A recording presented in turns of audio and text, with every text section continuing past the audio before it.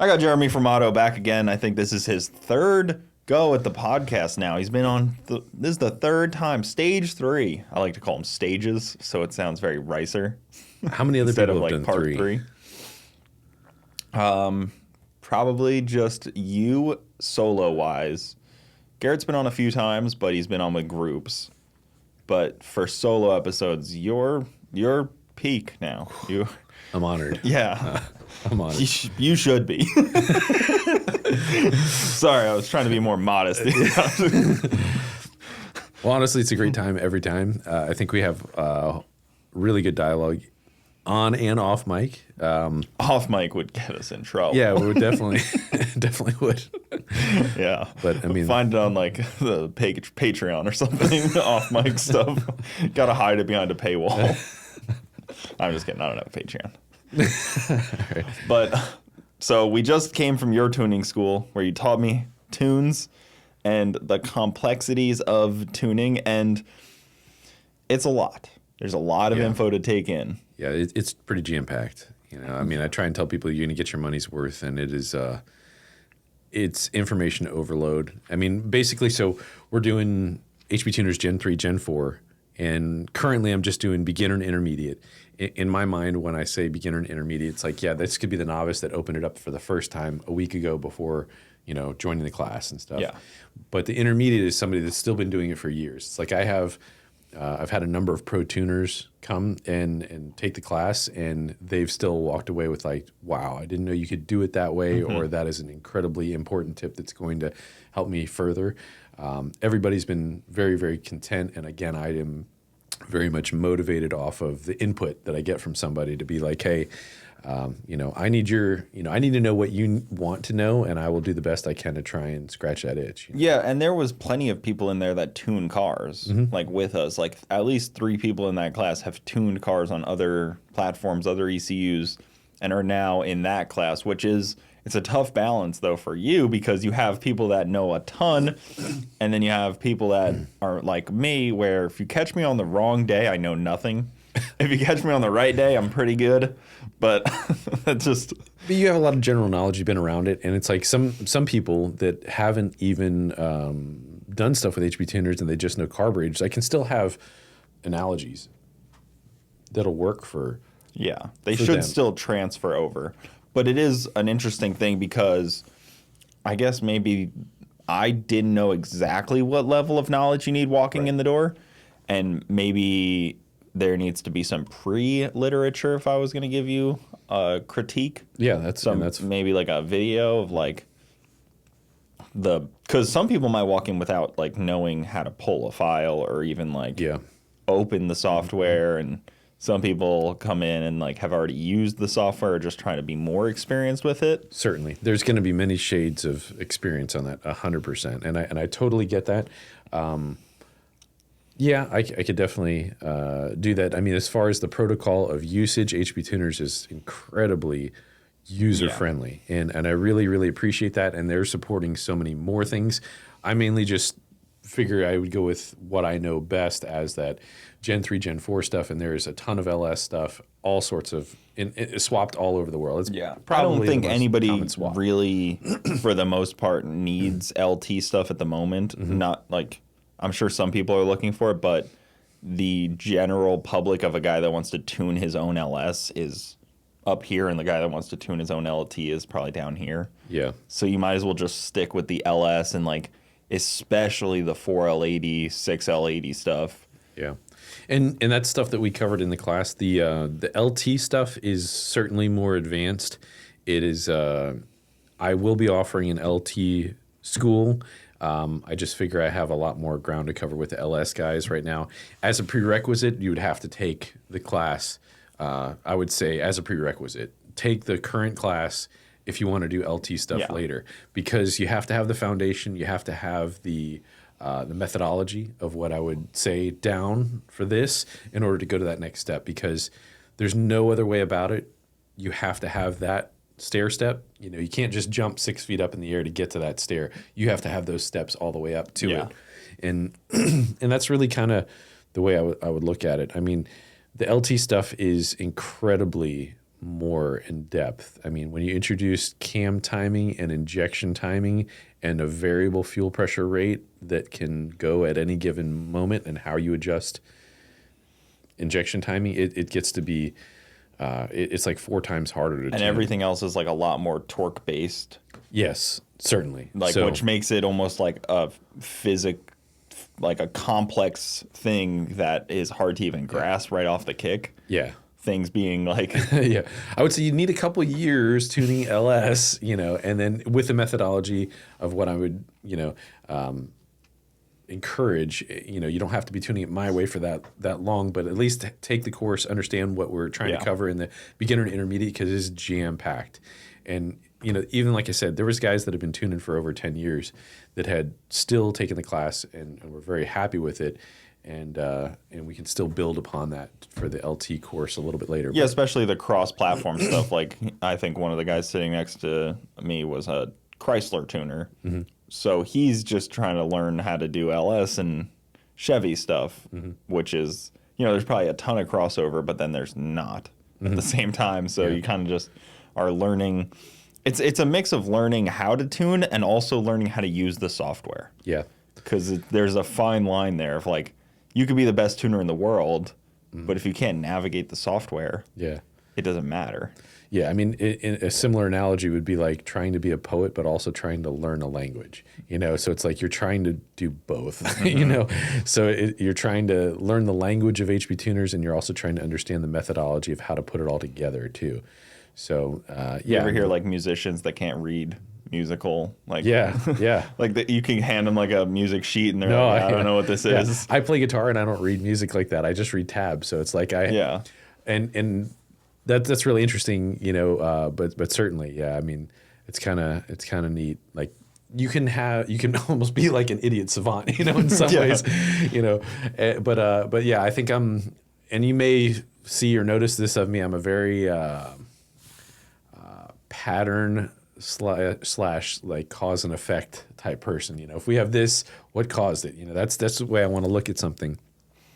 There's got to be a catalyst. There has to be, some sort of repercussion for doing something. So, yeah, I mean, understanding stuff in this. So, I mean, I wanted to kind of dive in a little bit, just touch on some of the things. Let me just explain, I guess, for people that don't know too. The class is a 2-day, 8 a.m. to 6 o'clock at night, 2 full days of learning HB tuners. You show up with your own laptop.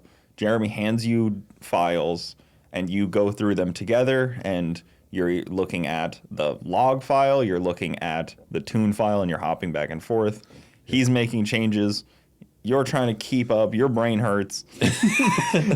And then, ideally, for me, you see it happen live. What happened, like, you do a car on the dyno and you show it all happening live. But when you showed I don't know if this was just a narcissistic thing, but when you showed my log file and we were talking about my car that I've driven and I understand, yes, it started to click a lot more. Yeah. Just because I was understanding the nuances of like the shift timing and like the pressures and like it started to click a lot more than like even the same car, but just like it felt disconnected, I guess. Yeah, and everybody learns a little bit differently. So it's like I'm learning as I go here, myself. So, I mean, some people are hands-on. Some people need to see it happen right in front of them.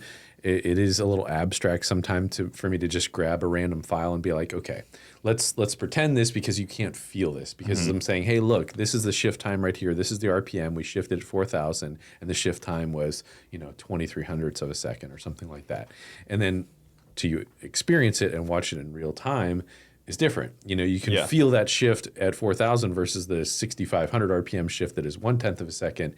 So that rare shift is now, it's a totally different thing. But in my head, I can explain it, but for you to see it, it is different. But yeah, I mean, it's more than just a tuning school for just the software. It's like we covered engine theory, which is incredibly important because you have to understand, hey, what happens if I have a car that has completely stock exhaust, like your car, basically? So I had a little bit of lesson learned. I ate some crow on the Cooper's tune, but it was like, it basically proved my points. on myself, but it was good. It was fine. I thought that there was going to be more meat on the bone for picking up power because of the timing curve that you had, but it makes perfect sense. I actually thought that you had headers all along too, though, in my defense. Yeah. So the difference between a car that has complete stock exhaust versus headers has a vastly different timing curve. It will tolerate more spark before knock. So that's an interesting theory, but it's something that we teach in the class, talk about peak torque. So if we're all car guys, which I think, that's pretty much what our audience is here. I don't know. They might be waiting for something else. But yeah, I mean, the dynamics of an engine is such that, at light load, light load, you can take a lot of spark advance and it makes better torque. And different engines. So like LS, yes. But then an LS truck with different headers, different cam, different bore size, weight, gear different ratio, intake is different than your Camaro LS3 with its exhaust, and everything across the board is different. So like, you can't just be like, well, this one took this, so this one will take that. It's it doesn't they work. Don't perfectly. transfer. What I'm trying to make is harmony of the chaos, and I mean there is a tremendous amount of variables amongst me as a tuner. It's like, if I'm tuning up in Pennsylvania, I don't know what's coming next. It's like I might have a truck on a Holly that's a 65 C10 or something like that with God knows what sort of hybridized LS. And then I could have, something else that is like a brand new C8 come up next. You have no idea. And they're all over the map. This one's supercharged. This one's turbo. This one's naturally aspirated with nitrous. It's all of these variables. I'm just trying to equip somebody to be able to give it a go, give it their best attempt with and just preparing for battle in essence, And I was thinking, like, hopefully these people start, like, if you're just kind of getting your feet wet, hopefully they're starting, like, simple. Like, hopefully they're not like, oh, it's, highly modified, boosted, 6L80, like, walking away from that class, you're going to learn a lot, but I don't think you're prepared for quite that yet. Yeah, but I mean, I think that takes years of like, you learn it and then you have to build on the skills that you learn.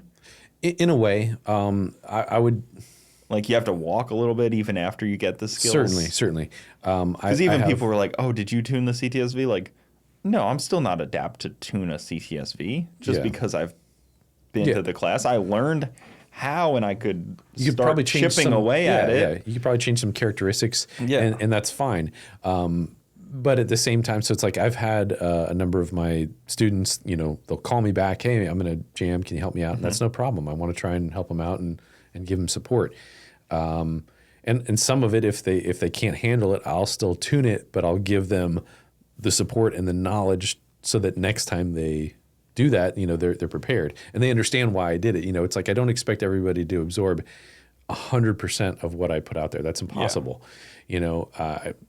But at the same time, it's like we cover all of these, and then really one of the biggest things that I give in the tuning school is we have a library of files. There's like 50 files on there, and that alone is worth the price of admission, because what that does for time savings the next time you dive into something. So again, if you are in fact trying to do this commercially, or just for your own usage or family usage, or families and friends, something in there is going to click for you.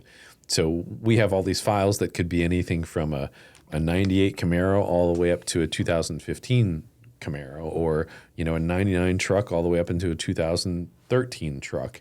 We're covering that Gen 3, Gen 4 basis, but it could be stock with bolt-ons, it could be heads and cam, it could be cam only, it could be converter, it could be transmission swap, supercharger, force induction.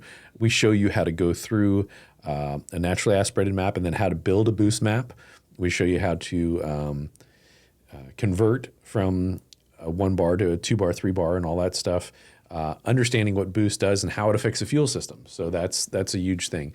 There's just so much ground to cover.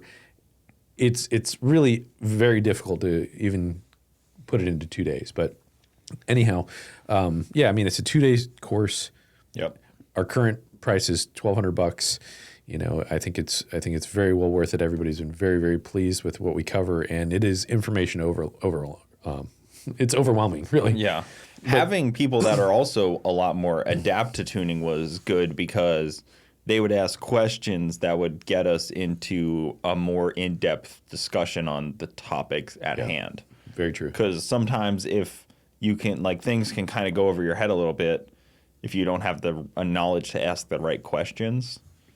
Yeah, that's fair. I think that's also a nice feature, and I'm sure that'll happen in every class where there will be people that are a little more advanced that ask more in-depth questions that get to a deeper root of things. Certainly. And much of the class, you know, I have basically a curriculum of stuff that I want to cover, but much of it is also, I would say a solid third of the class is like, I'll ask some questions and be like, hey, what do you want to cover? Is there something that you want to know? And then, we kind of go down these little rabbit holes in a way of basically coverage of something, because one thing reminds me of another and that reminds me of another. I'm like, oh, by the way, hey, on your vehicle, you can't do this because this is a problem. It will have an error in this processor. There's all sorts of little pitfalls. And I think I mentioned that probably 4 or 5 times in the class about little pitfalls that you can get into that are things, little nuances. Yeah. Well, like there's like a domino effect that could happen without you really noticing. Yeah. Like you change like a couple little things over here and suddenly the things over there aren't happy anymore. So you almost have to like somehow know that like, hey, these things might screw up those things. Yeah. And that's kind of what we started the class with is like I was talking about the PID controls and everything within this processor, whether it's the fuel mapping, whether it's a spark map, whether it's a transmission line pressure, idle trims, fuel trims, all of that is a PID control. It is basically trying to achieve a target, and it is a control, both positive and negative control, in order to hit a desired target. Yeah. So it is a built-in mechanism for control, trying to hit a target in essence. And you can get yourself into some nasty pitfalls. Like last night I was messing around with a 24 Camaro that has heads and cam on it, and it's just a little different trying to get the idle to control itself. And it seems fine under certain conditions, and in some others it wasn't. And so what I was doing is I was slowing down the idle to control it so that it wouldn't want to stall and dive down, because it makes a lot less vacuum with a bigger cam. And the cylinder heads are ported, so it has worse port velocity down low. I mean, there's a lot of strategy behind it. So it's like, hey, I encourage strongly to get the fuel mapping right. We talk about the base fuel map. Work on that first. Get that foundation set, get it plumb and clean, and then you go ahead and you move on to your other map, which is your mass airflow, if you are in fact going to tune that. And then you go through the spark map, and then you're basically setting your stones. You're building upon that, and you're building your edifice after that. But there is a strategy that is tried and true. One of the other guys, my buddy Nemo, he was an awesome, Dodge tuner. And he goes, after this, he goes, man, this whole time I was doing it wrong. And I was like, that's crazy, But it was pretty cool, because he's like, yeah. So he's like, you did the VE map first, and then you did the MAF. He's like, I was trying to tune them both at the same time. And I was like, yeah, that just doesn't work, because they're independent of one another. There's a filter that they blend, but in order to get this one, as I said, plumb and clean and proper and right and true, get that done first. Then you move on, because you'll see trends in the VE map, whereas this one is lacking here, and then this one's covering it there. If you do them independently, it will blend so much better. So, interesting. Yeah, it's so crazy how in-depth it is. And that was my first time really diving into HP Tuner's software, and I was pleasantly impressed by the level of, you can see the base map, you can see what's changed, and you can see everything in between. Yeah. So that's kind of convenient, and how like it's its own software and you open a ton of windows in it is interesting. Yeah. And you layer like windows and you can kind of like choose between those. It's very different than Holly. Holly doesn't do that. You can do that with a Holly. It doesn't quite lay out as nice. The Holly, especially their newer versions, are pretty freaking awesome. I do like it a lot. The Holly has some, so the Holly is basically stripped down from all of, one of the things here, let's talk about this real quick here, is that the Holly has a couple layers. So, and then with the HB tuners and the OEM processor, it has many, many, many layers.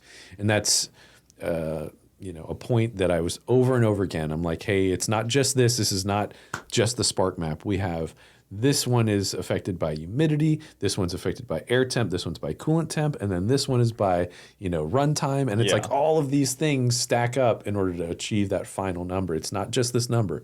Whereas the Holly is, here's the base spark map, and then here's intake air temp and engine coolant temp. And those are all your modifiers. Yeah. If you want to build something in, you would have to do it. But it's clean. An advanced table for anything you really want. Yeah. But you don't need most of those things. And even like with HP tuners, like if you mess something up, it doesn't tell you. Like it doesn't like a pop up like a warning, like hey, like that doesn't work. Yeah. You can just kind of change things. There is things they'll let you know, hey, this is outside of the hexadecimal limit, and it will allow you. It will do that, but for the most part, yeah, I agree with you in that. Yeah, it's not like a video game where like, nope, wrong move. Like you made the wrong move. So the thing with the layers though is really, really fascinating because that goes for transmission tuning. Everything. Yeah, it is. It's like. Yeah, like an onion, as Shrek would say. HP tuners are like an onion, but you have a foundational setting. Okay, let's talk about trans pressure or something like that, and a rudimentary transmission like a 4L60, something that's very basic. When we go to a 6L80, I was showing you that's like 4D compared to like 2D on a. Yeah, they added like a million options instead of like 12. Tons of stuff. So let's on a 4L60, 4L80, for example. You have your base pressure, and then you have your base shift time, and you have other shift modifiers. They're small, they're minute.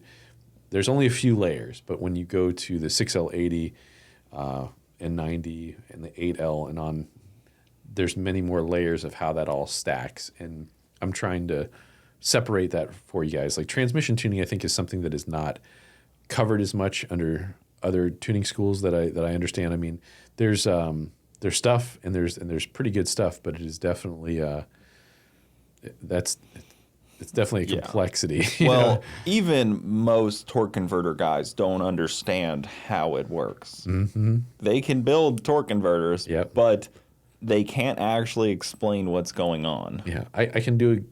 See, I can't build a transmission. Yeah. and I can somewhat explain most of what's going on, not all of it. But yeah, it's interesting. We all each have our own little niche. I also can't build a transmission, but I've proven I can break them. So that's close enough. Yeah. That's one step closer to building them. I think you're pretty much there. I've taken it apart and then just bring the box to the guy that knows what he's doing. But yeah, can you tell when a trans is just like slipping like crazy when you set a shift point, it just like goes right past it? Yeah, I'm not quick and easy to throw in the towel, and I've literally lost days of my life trying to save a dying thing or something like that. So a 6L or an 8L or a 10L. Yeah. One of the common things, one of the common things, it would be like to do a trans relearn. A trans relearn sometimes can completely change the characteristics and rejuvenate and revitalize that trans. Mm-hmm. Because if it is, so the common thing, and I did reference this in the class, was if the trans has either been out, or let's just say it just had recently a cam swap or a converter change, anything where there's trans fluid loss, okay?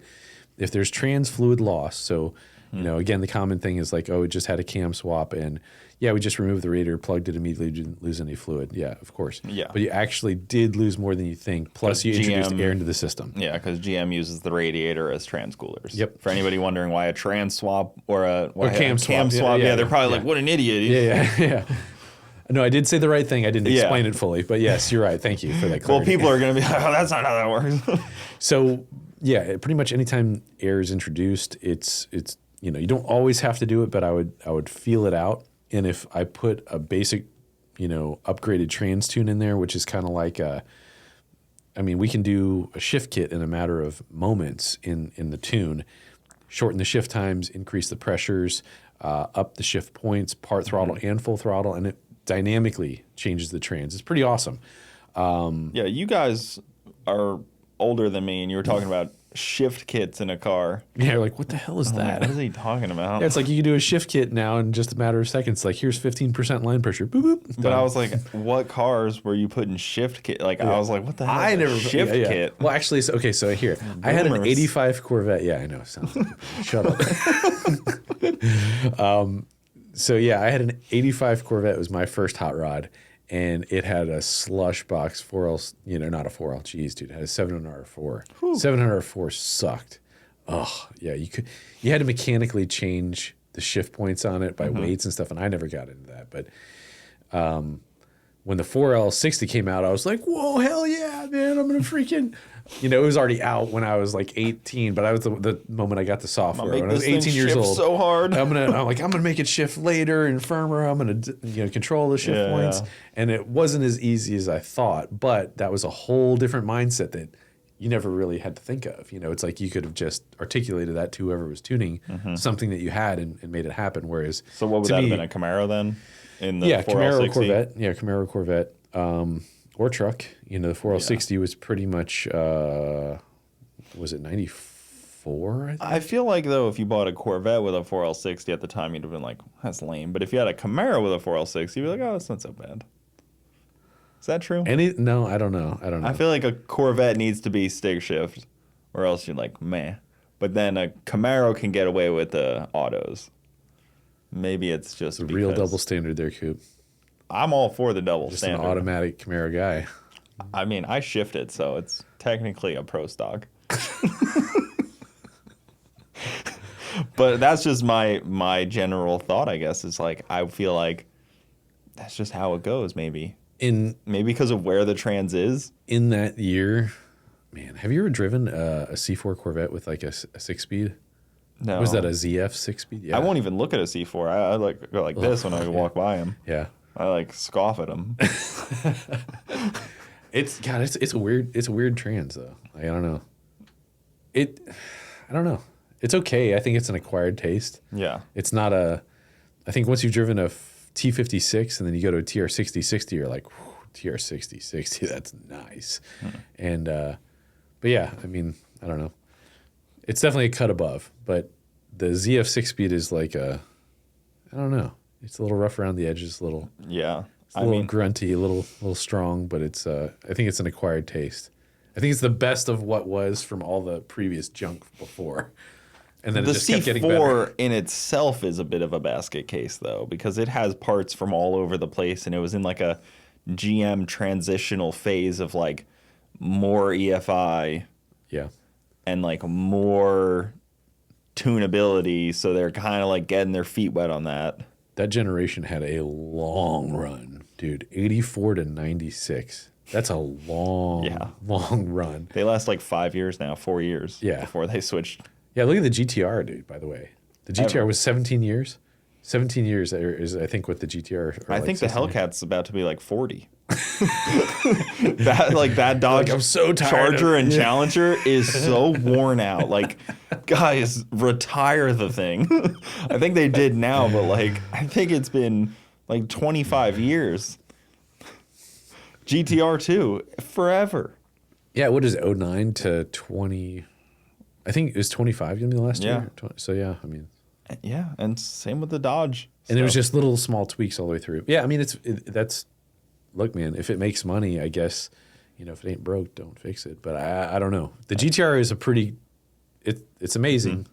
It's amazing. It's not my cup of tea, but it is, kudos give credit where credit's due. Yeah, and I guess it was the C4 and the third gen were kind of together until the 82 to 90. What is it, 82 to 93, and then like the gen, something like that. And then the fourth gen was a pretty big step above. Yeah, both cars. Did the fourth gen come out first or the C5? I think the fourth gen. Yeah. So then they had to retire the C4 because it's almost completely different level of like tech and like engine stuff and like. But when the LS came out, I guess they came out with an LT first in the fourth gen. Yeah, they're like, this thing sucks. Yeah. Just pretend that didn't happen. But yeah, I mean, when the LS came out, that was pretty revolutionary. I remember so I had my C4 and I had heads and cam on it and all this stuff. And I was converter, gears, all this other junk. And I think I was running like 780s in the 8th mile, which would be really close to like a 1230 or something like that. I think that's what I ran. I think I ran 1230s with my C4. And then there's this kid with this LS and a 98 Camaro, and he's got like a 3500 stall and headers and cold air and a tune, and for like some of the first guys tuning, and he's running 780s. And I'm like, dang. I was like, that's impressive, man. So, I mean, this is 1999 or 2000. No, this would be like 2000, 2001 is what it would be. And 2001, I think it would be. So your peak Fast and the Furious phase. Yeah. But I mean, I was definitely like, hey, this is what I'm going to do. I'm going to, make these cars fast. I'm going to learn how to do it. And I'm going to do it for other people. And I'm going to, follow in my father's footsteps and take it farther and all that. But looking at what people were doing with the new platform, it was incredibly impressive at the time. And, I remember talking with a kid and it was just, it was crazy. Yeah. Well, like full aluminum motor, 5.7, good intake. Like everything was like so much neater and tidier looking in those engine bays, and like kind of was more simplistic compared to like the LT stuff where you had like OptiSpark and all that kind of stuff that GM tries to pretend never happened. Yeah, I mean, it's the first time we saw like composite intake manifolds rather than aluminum intake manifolds, and the heat soaking was less, and cylinder heads that flowed like aftermarket ported heads. I mean, they did, and a stock LS1 still probably outflowed my AFR 190s or whatever the hell I had on my car back then. But even the way that they did like the intake on it and like the simple things like the coils all of a sudden were like the LS coils, which is like, wow, you got 8 coils. I got 1. Yeah, it's like a pretty big upgrade of like how much better things got. Yeah. No, it really was. And it was just crazy to see that, but to be part of it and to be at the cutting edge of tuning when it came out and learning with everybody was pretty awesome. And to be able to have a hand in, I mean, there's been so many customers that have done records. I mean, and it's all over the country. I mean, I have a lot of them in that Pennsylvania, Maryland area, but it's also because the tracks are really good and really good air and stuff. But I mean, it's been awesome. I mean, there's been hundreds of records and stuff, and just I forgot most of the stuff, but it's like it's been really cool to see throughout the years, having a hand in all that stuff, and yeah, I mean, there's it's just an awesome. It was an awesome time to be part of it, And how did it work with like getting information? So were you just like picking up magazines and seeing what other people were doing? I mean, it wasn't quite the internet stuff that it was now. Yeah. So like, if something big happens in like, oh, wow, somebody did something crazy with an LS, like Motor Trend or whatever, whoever took one and did something cool. I think for me, it was GM High Tech Performance and Hot Rod. The magazines? But, GM High Tech Performance was an awesome magazine that I had subscription to. I looked forward to it coming out all the time, seeing what people were doing. That was cool. LS1 Tech was huge at the time. Yeah. Corvette Forum. There's a small, clique of people on Corvette Forum that are really performance oriented. And of course, you have tons of waxers and, antiquists or whatever the hell you want to, antiquers. I don't even know. I've actually talked to the LS1 Tech guy trying to get him on. Yeah. The guy that started that forum. Tony. Yeah. Yeah, that's cool. It'd be cool. Yeah, it would be. It would be. Because that was like the original of all of it. It really was. There's probably still so much information on there that's just kind of like. I actually reference a thread that I wrote. And actually, this is a whole different side note, but I'm going to reference it here because it's worth looking at. If you're ever having any sort of clutch slipping or clutch problems and you're trying to preserve the clutch, I wrote a thread on both the Corvette Forum and LS1 Tech called How to Prolong the Life of Your Clutch. It's worth noting. It's worth looking up because, one of the problems is that the clutch dust gets impregnated into the hydraulic line and or heat. So if you can expel the heat and expel the clutch debris, you're going to be able to, and you blow out the clutch, you're starting from a clean slate. It's like, again, rejuvenating and revitalizing your clutch. I've had a number of people come in and they're like, hey, I think I need to put a clutch. I'm like, look, man, we'll charge you $125 to do this. Let's just try this. You know, it's worth a try as opposed to spending, a couple grand on the clutch plus install. Let's just try it and see if we can get you through the season or get you, to the next couple of events. And yeah, I mean, I would say 90% of the time there's a very significant, change, and you can go that extra few months or at least maybe even longer. Like I bought my 07 Z06 and I thought I had to put a clutch in. I bought it with high mileage. It was 68,000 miles on an 07. I bought it in maybe 09 or 10. So it was high mileage at the time, and I was like, I got to put a clutch in it. I ended up driving the car for a couple of years. I never drag raced it, but I did do a ton of road course events. I did do tons of roll races and all that stuff. Never had to put a clutch in it, but it's this principles, cleaning the clutch, ventilating the clutch, purging the fluid, and keeping it clean, and a methodology on how to do that, all of which is covered. All of which is covered in that thread. Interesting. And it really, really works, and it really does help. I sold the car with 90,000 miles and stock clutch. And that should be one of your YouTube videos title. Yeah. Just saying.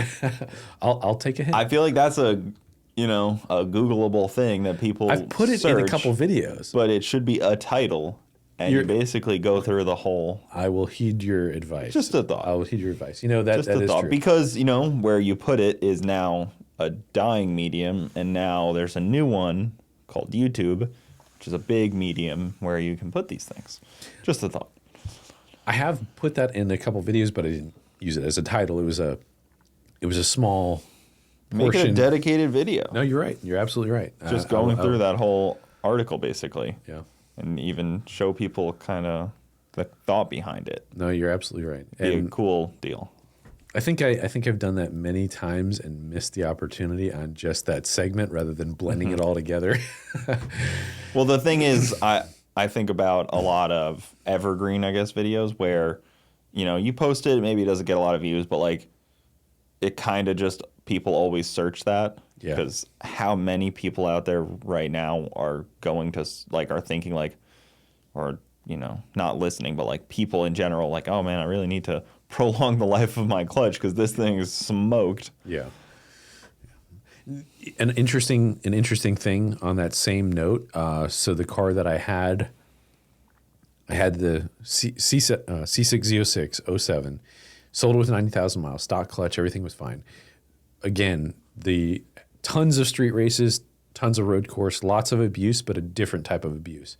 I went to the C7, and my C7 Z06, almost all drag racing, and I consumed the clutch in less than 4,000 miles. Night and day difference. A completely different, usage. Yeah. So that inertia. But it probably also made, 300 horsepower or more? It was like 200 horse more and certainly more torque, but it also weighed more. And it had grippy tires. Yeah, yeah. And I mean, you have to think, the majority of the clutch consumption is from that zero to inertia. Let's just say 0 to 20 where you're first slipping the clutch, 0 to 30, whatever. You're going to consume that because you're going from zero motion and you have this massive amount of inertia that you're trying to get moving. It's like I'm launching at like 5,200 also. I'm not, 5,500 on some of the videos and just, That's a lot out of a V8. Yeah. Like stock-ish V8. I mean, yeah. It's not like they're not super modified, your cars. Like those two cars that we're talking about between the LS7 and the LT4. Yeah. Yeah, and I mean, both cars are similar in overall performance. I never drag raced the C6, but I think it was a 10-1, 10-2 car. And then the C7 I drag raced a lot, and with bolt-ons we went 980s, and then here's the kicker. That was with stock clutch. I could shift it well with that. I wouldn't say I shifted it the best, but I shifted it very well, and I would say a bit above average on that. When I went to the aftermarket clutch, I could not shift it nearly as fast, and I went 950s at like 147.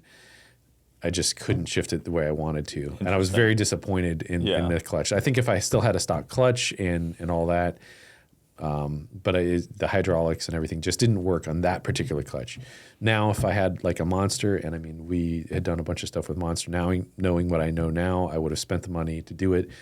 I probably could have got a 940 or 930 pass out of it. And even on that 950 pass, I've had in the backup, I was like, all right, I'm going to finally run 8 seconds. I had a nitrous system, and I was like all set to do it.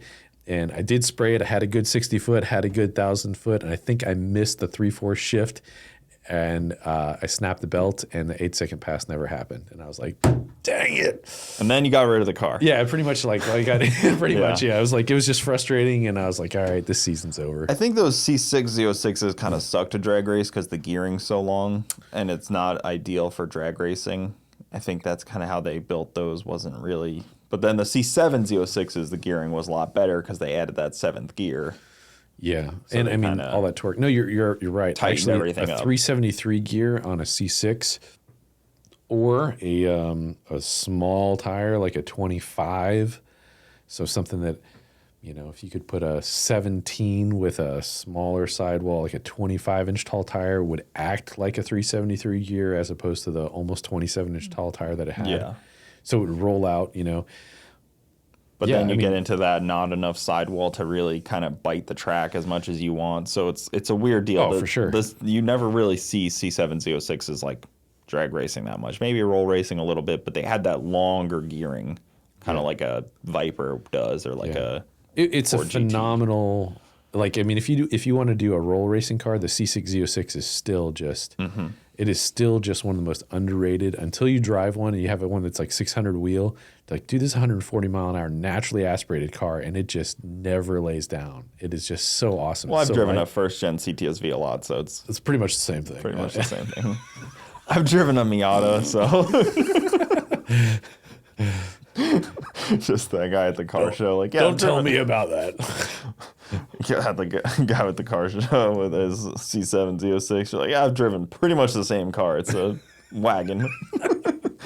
Or C5, what would be the similar thing? The C5 ZR1 would be the similar to the wagon. Same thing. Same car. Jeez. I like undermining people's cars, if you didn't know. Yeah. But that long gearing makes it tough for drag racing. Yeah. That's why you don't see many Ford GTs ever try to drag race, or Vipers. I actually want to, this is kind of funny. We were leaving, getting groceries, my wife and I, and all that the other day. And there was a Ford GT that pulled out, and I was like, wow, you don't see that often. And I actually had a fond memory. Actually, he actually works for HB Tuners now, Tony Gagnon. I just wanted to say shout out to Tony Gagnon if you happen to see that. He took me for a ride. At the time, he had a dyno tuning shop up in Jacksonville. I got up there all early in the morning, and he was pulling his car off the dyno. Literally, I rolled up, and it's like you're hearing the dyno rollers come down. And I'm like, wow, that's got twin turbos on a Ford GT. Holy crap, that thing's gorgeous. It's like a supermodel in stilettos. Like, oh my God, wow. And so he's like, hey, man, you want to go for a ride? And I'm like, hell yes. And I just look at the dyno, like 970, and I'm like, okay, let's go do this, man. We go and rip it up and down the road, and he's like, yeah, don't need coffee. I got this. And I was like, hell yeah, man. I get like goosebumps thinking about it. It's still one of the best, most fun experiences.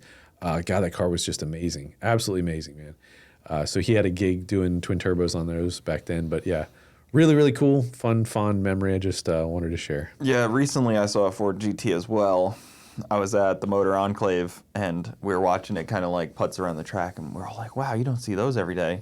Crashed it. Oh, no. Yeah. Oh, my gosh, man. Backed it into the, nose first, spun around, then hit the tail. Yeah. And that clamshell is, I can't imagine you just get another one of those. Yeah. But yeah, that was a bad deal. We were like, oh my God, you never see those. And he had like the big blower, the OEM tires that were still factory. Oh, that's a terrible idea. Oh, yeah. Terrible idea. That's it's not honestly, a road course car. It's not like a short track car. Like the Motor Enclave's a pretty short track. Like that thing needs like legs, really. For sure. One of the things I hear a lot of times about these guys that have a lot of money and have these older cars, let's just say a F40, Ferrari or something.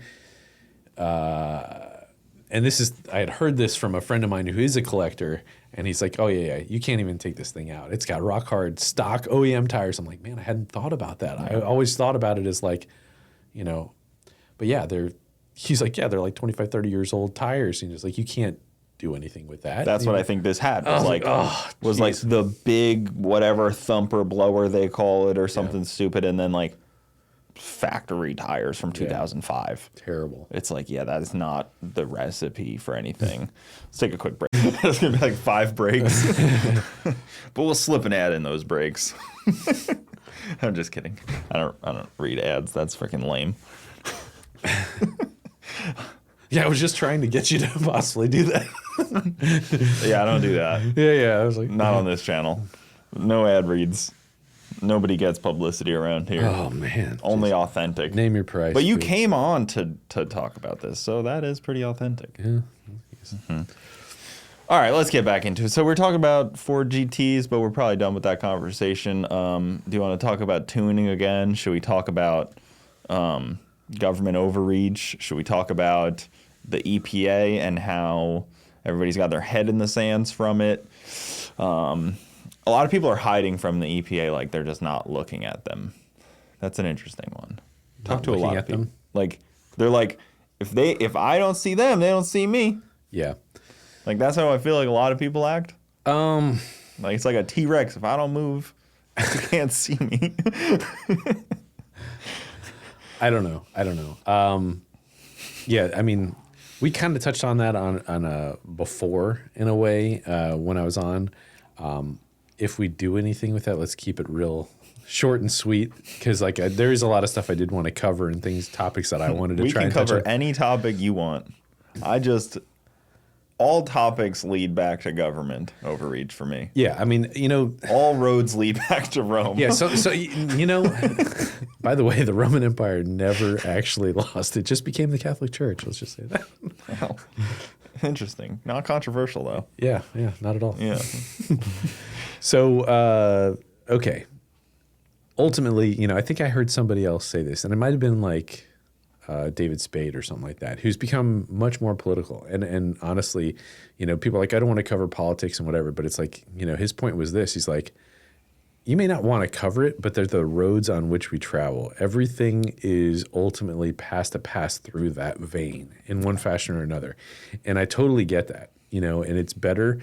I literally have conversations every single day with customers about what's going on and things like that. And freedoms that I found, it's like I might touch on a little bit of that and really kind of, I feel like this is the Great Awakening. I mean, like the amount of information that's coming out of all sorts of things and lies that we've believed for however many years and stuff being torn off our, faces and really exposing the truth. I think it's exciting. There's never been a more exciting time to live.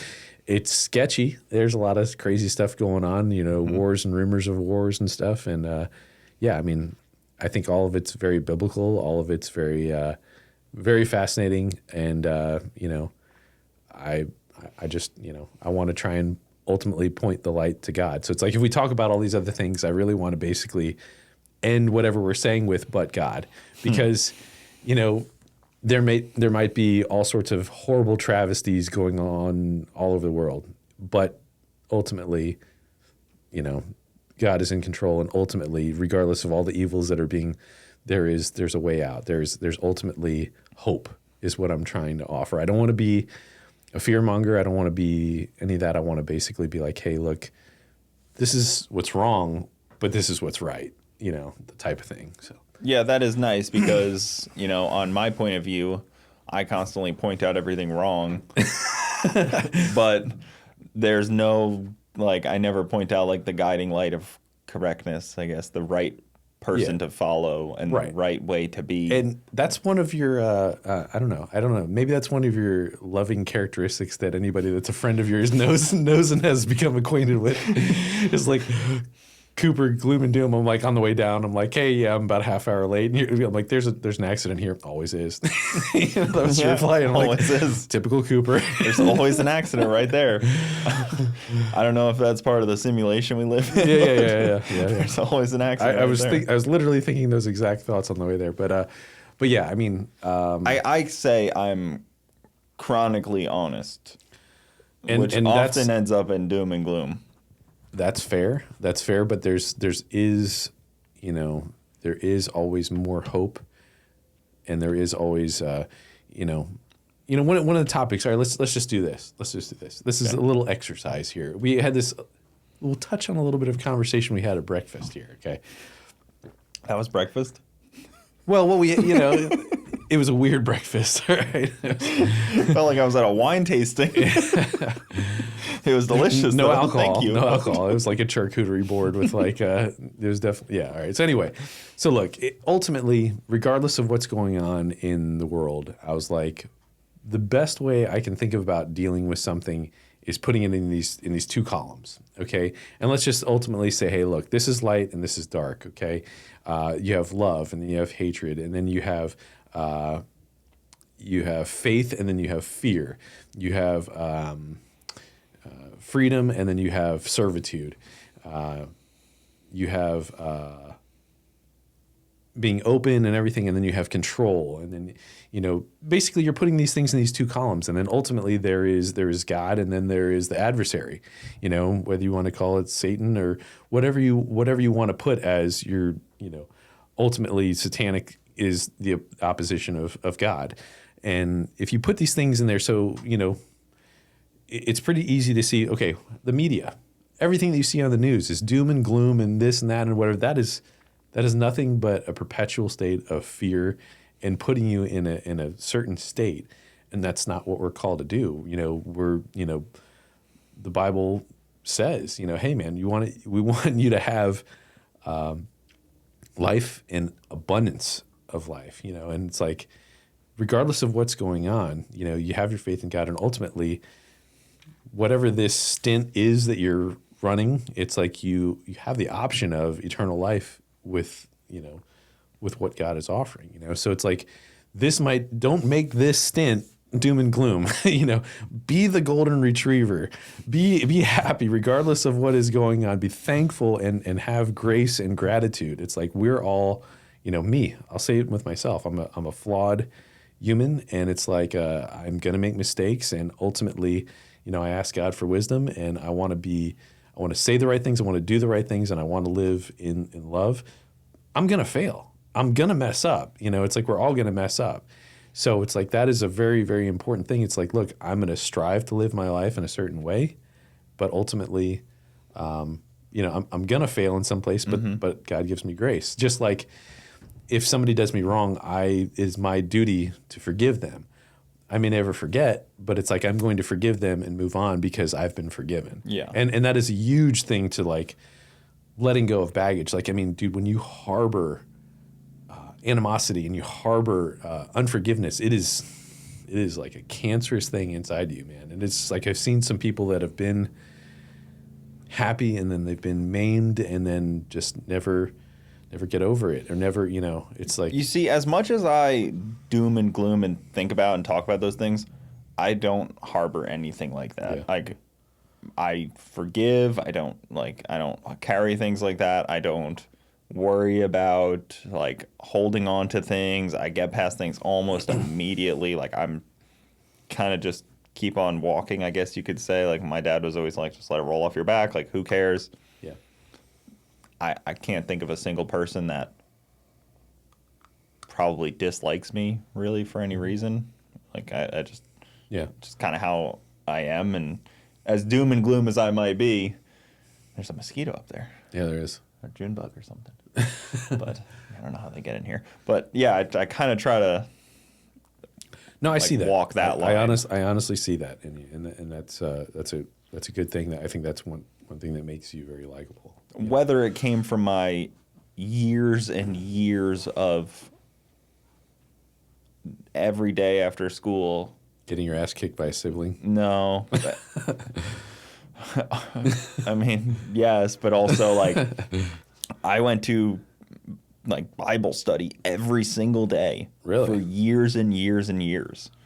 Like every day after school, like, or was it every day or every like other day, bus would drop you off at church and you would learn the Bible. So like even when me and Bronte are talking, like she's like, how do you just know all these stories? I'm like, they sat me down as a third grader and forced me to learn these stories against my will.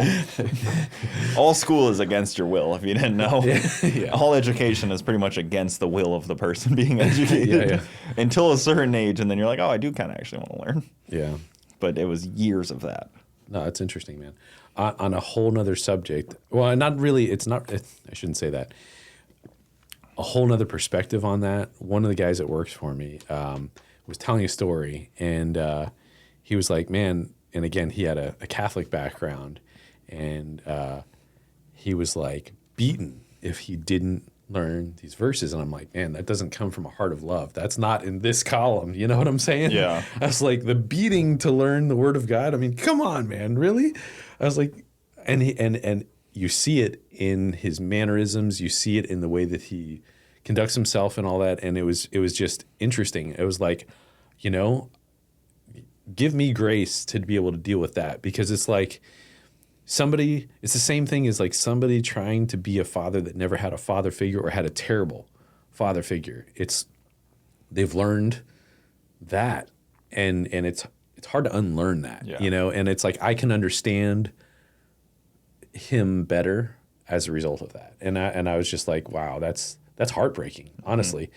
And I think that's... And memorizing verses is crazy, because like even when I think back, the best priests we have ever had were ones that could just go off the cuff of like knowledge that they truly possessed. Yeah. Not like, oh, read this. Yeah. They didn't read something and like they would go off the cuff of a book. So in that same subject and kind of looping around into some of what you're saying there, in regards to governmental stuff and then those columns, you know, you have biblical, which is common law. Okay, that's like love your neighbor, do no harm. Mm-hmm. How did we get from, you know, what our country was founded on to where we're at now? How did you get to, if you don't use your blinker and you're using a cell phone on the car, you get a ticket and it's going to cost you this much and you have to pay this money? How did we get there? Because that is a problem. You know, I think that's a problem. That should be a problem for all of us, because, you know, the Supreme Court has a ruling that basically says that all things of that nature are commercial in nature.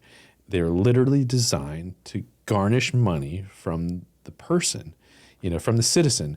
And I think we should all realize that this is all run by a private for-profit business. You know, it's not just the corporation of the United States. The United States is a corporation. You know, the Organic Act of 1871. Largest monopoly in the world. Yeah, I mean, it's truly, you know, disgusting. And you know, I think if I would encourage people that are, you know, we don't have time to delve into all these things, but it's like, I would say, make a note, look at the Organic Act of 1871, where the United States goes on record, and we basically sold out our citizens as assurance for debt. That basically the citizen is designed to float the debt of the government in 1871. To not go too far into that, but on like a different note, how do you, like, you know, you talk about veterans all the time, and how do you love your country, but also, because that's what I struggle with. I'm in the same boat where I hate all of these things, but I love the country and the people in it and the founding of it and the Constitution. Yeah. But then there's so much that we've went astray from. Yeah. And even like veterans, like when I see a veteran, I used to be like, I still do, but like so much respect. But now I feel bad. I feel so bad. I'm like, why did we put you through that? Like if you like somebody who was sent to Vietnam, somebody who was sent to Iraq, it's just like, I feel so bad for that person. Like they got sent there for a government that shouldn't have sent them there. Okay. And it's guilt. It's guilt. More than like, it's still respect, but it's become more guilt over the years. I totally am there with you. And let's we can tie this all together if I can collect my thoughts on that. So, dude, I think the American veteran is definitely one of the most, you know, the people that put them there, our government, have a vested interest. And it's like the literal translation of government, I believe in Latin, is mind control. Okay, the government is literally, you know, the translation as mind control, and they're trying to control the minds of the people. And our government has become so bloated and so controlling because we've consented. We've given away our rights that we were originally meant to control them. And as long as we have an armed society, that helps. But there's a lot of steps that are being taken against that. I mean, it's like, look at, we're being poisoned through our food. It's like you could say, hey, look, why do we have so many men that are wimps? It's like, because look at what they've put in our food and it's decreased our testosterone. It's incredible. Like, I mean, it goes so far, so deep. And the more you take that 30,000 foot view and you realize the perspective of there are many things that are contributing to the destruction of our society. It is not too late. We still have God. And again, but God. So it's like, we're going to end every thought on that. It's like, well, the other worry is that I heard somebody talking about this. When people get sworn in on the Bible, that's usually when they do something. That's usually when they become the worst versions of themselves. Government officials, presidents have all bombed people, of all innocent civilians. Like, how are you going to swear in on the Bible and then commit atrocities? And then even when I was thinking about this last night too, anything that is a bipartisan and they're in agreement, that's usually when it's the worst for the American people. If everybody's in agreement, 100%, that's 100%. Probably peak control. Yeah. It's like, oh shit, like that's when it's really scary. When both sides bipartisanly agree on things. I keep the Constitution here just in case. No, I agree. I don't know what the in case will be, but okay. So look, common law is, love your neighbor, do no harm. Okay, so, and you can defend yourself in court with common law. Okay, whereas if you're under maritime law, so let's just come out and say this on the record here too. Anybody that has ever seen the gold fringe flag, and I may have referenced this before, the gold fringe flag is telling you that you are a foreigner in a foreign nation. It is an abomination to the United States. There is such thing as called flag law. So the gold fringe is telling you that it's a captured flag. This goes from ancient times of piracy. So when the pirates would take the ship of whomever, let's just say the Spanish, they would take the Spanish and they'd sew gold fringe around it and they'd hoist it up. And so they'd say, and it's basically, the Jolly Roger. We're showing, hey, we've taken, these are the guys we've taken. And so when they put that gold fringe flag in front of you, they're saying, this is a captured flag. We own you. Who owns you? Who owns us and who has sold us out is the bar. The bar is the British Accreditation Regency. They are redcoats, always have been, always will be. And I'm sure I'm going to make a lot of enemies out of this, but it's like the bar is, in fact, redcoats. So their loyalty is not to the Constitution. It is to the Crown, Regency, okay? How do they do that and practice that on American soil? Because you've consented to being in court in front of, which courthouses have 97% of the courthouses in America fly the gold fringe flag. I don't believe that the Supreme Courts do, but because they uphold the Constitution. Yes. So, but in front of all of your local courthouses, 97% of them fly the gold fringe flag, which is telling you that you're a foreigner in a foreign nation. They're not beholden to the Constitution. So you're under maritime law. You're under maritime jurisdiction, okay? Totally different. Try and avoid that. Try and, you can bring up common law and do not consent to what they're doing. So you can say, you can walk in there and talk about that you do not consent to that, but you do not answer to the, hey, this is your name. Do you understand? No, I don't understand. But that is something that I would want people to just start to look into, understand that gold fringe flag is not your country. It is not the American flag. I love my country. I cannot say that for the people that are absolutely crapping on the Constitution and abusing us day in and day out that are at the helm right now. Mm-hmm. So absolutely love my country. And I mean, you could, I heard a wise man say this one time. He's like, you can take any organization and just imagine that it's a sphere and you draw a line right through the middle. He's like, there is both good and evil working in whatever that organization is. And, it helps make it palatable to understand that, like, look, not all people are good, not all people are bad. Then there's a blend in between. And some people are, quote, just doing what they're told. And we will all, I think all of us, knowingly and unknowingly commit atrocities for money. And it sounds so crazy, but it's like during the times of COVID, all the stuff that was done, oh, hey, don't leave your house. Yeah. I'm just doing my job. No, man. I'm sorry. I need to go to the, that's. But how many of those people aren't like, they're knowingly just doing what they feel is right, not doing because, it might not be malice. It might just be they're doing what they think is right for everyone. Some of these people aren't actually bad people. They just think what they're doing is right. Yeah, and I mean, that's a dangerous for sure, man. mentality. Yeah, for sure. I mean, like a lot of these people aren't evil. Yeah, they just think that what totally they're doing is the right thing to do. I totally get it. Even if it's against the will of a lot of people. I think that there's a term for that. I think it's called compartmentalized legal idiot. And yeah, I mean, it doesn't take, if we all apply a little bit more reason, maybe a little bit more logic to certain things, I think that could help. Like, why am I doing this? Who's the benefit? Who's the puppet master? Where's the string lead to the hand? Yeah. So I think that is all a very important thing. So again, I would want to say I love my country.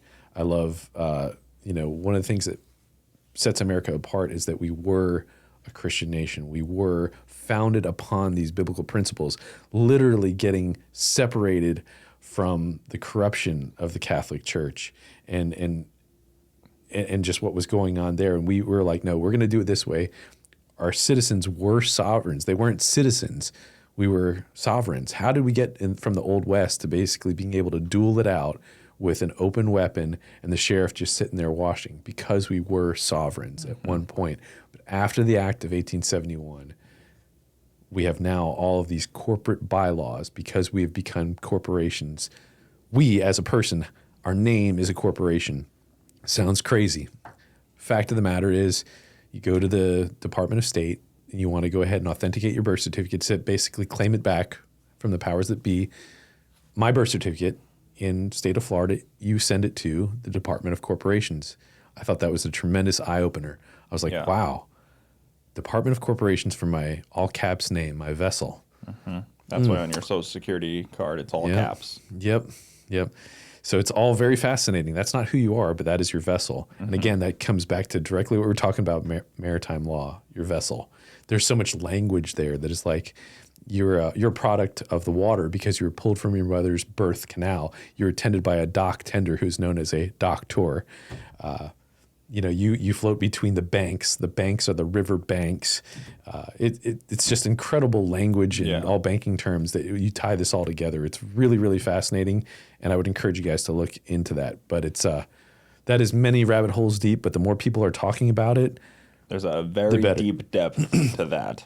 Yeah, it's not a shallow pool to go into. Yeah, so it's like, look, you have the living person, which is common law. This is this column, and then you have the corporate fiction right here, which is this other column. The corpse. Yes, and the corpse is a dead entity. So corporation is the dead speak. So it's like, why can you not speak in a courthouse? Because you're a dead entity. There has to be somebody that has to speak for you to speak to the judge who's dressed in a black robe that is acting as a seance, speaking to the dead person. Crazy stuff. I know it sounds crazy. It doesn't hit me like this, but anytime I talk about kind of some stuff like this and like even like, like history and dead people, like, like time and stuff, my wife gets a lot of anxiety.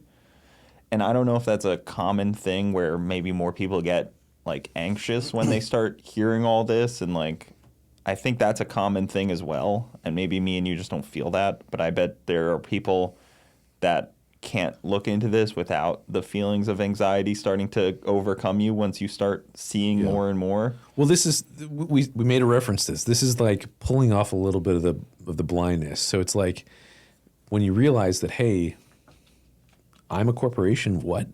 They're making money off of me commercially on stuff that I didn't knowingly consent to, but yet I've put myself in this pool of these rules so that they could catch me and make money off of me. And that's really what's happening. And it's like, I'm not trying to be a gloom and doomer. I'm trying to be like, hey, look, but God is showing you a way that you can get through this. It's like, this is a truth. This is something that you can escape.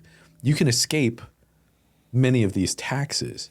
You know, and it's like most of these taxes are completely illegal, but you've signed up for them because you've made yourself a citizen. You've made yourself inside this book of rules. And as long as you're part of that, you have to pay those. Yeah. But if you're not, and you decide to get out of that, that is a whole nother story. So to me, it's a super fascinating rabbit hole. I don't want to go terribly much deeper down that. But again, it's like I each time you've had me on here, it's like I touched on it a little bit and touched on it a little bit and touched on it a little bit more.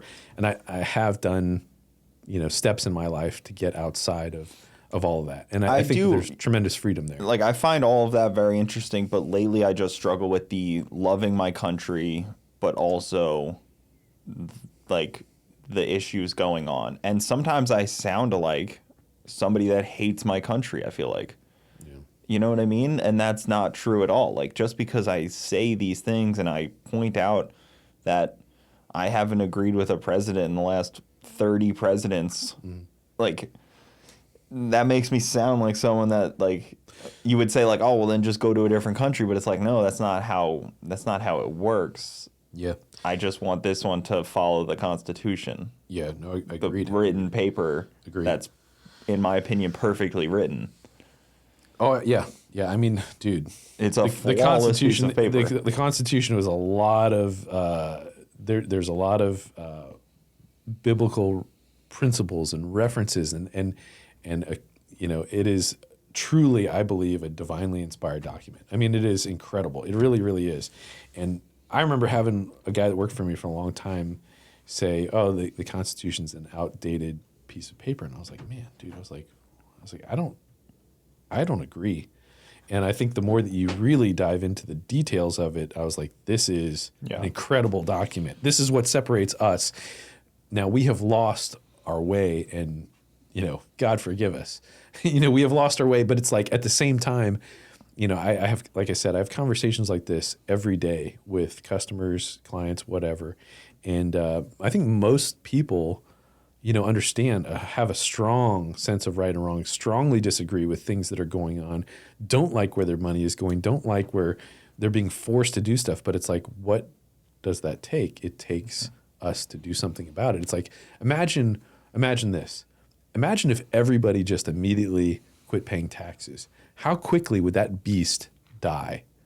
You know, it's like, I understand they're making money out of thin air and we're all, you know, but God, you know, so it's like that beast would die pretty quickly because it's being fed by our tax dollars. We're literally funding people who hate us through our tax dollars.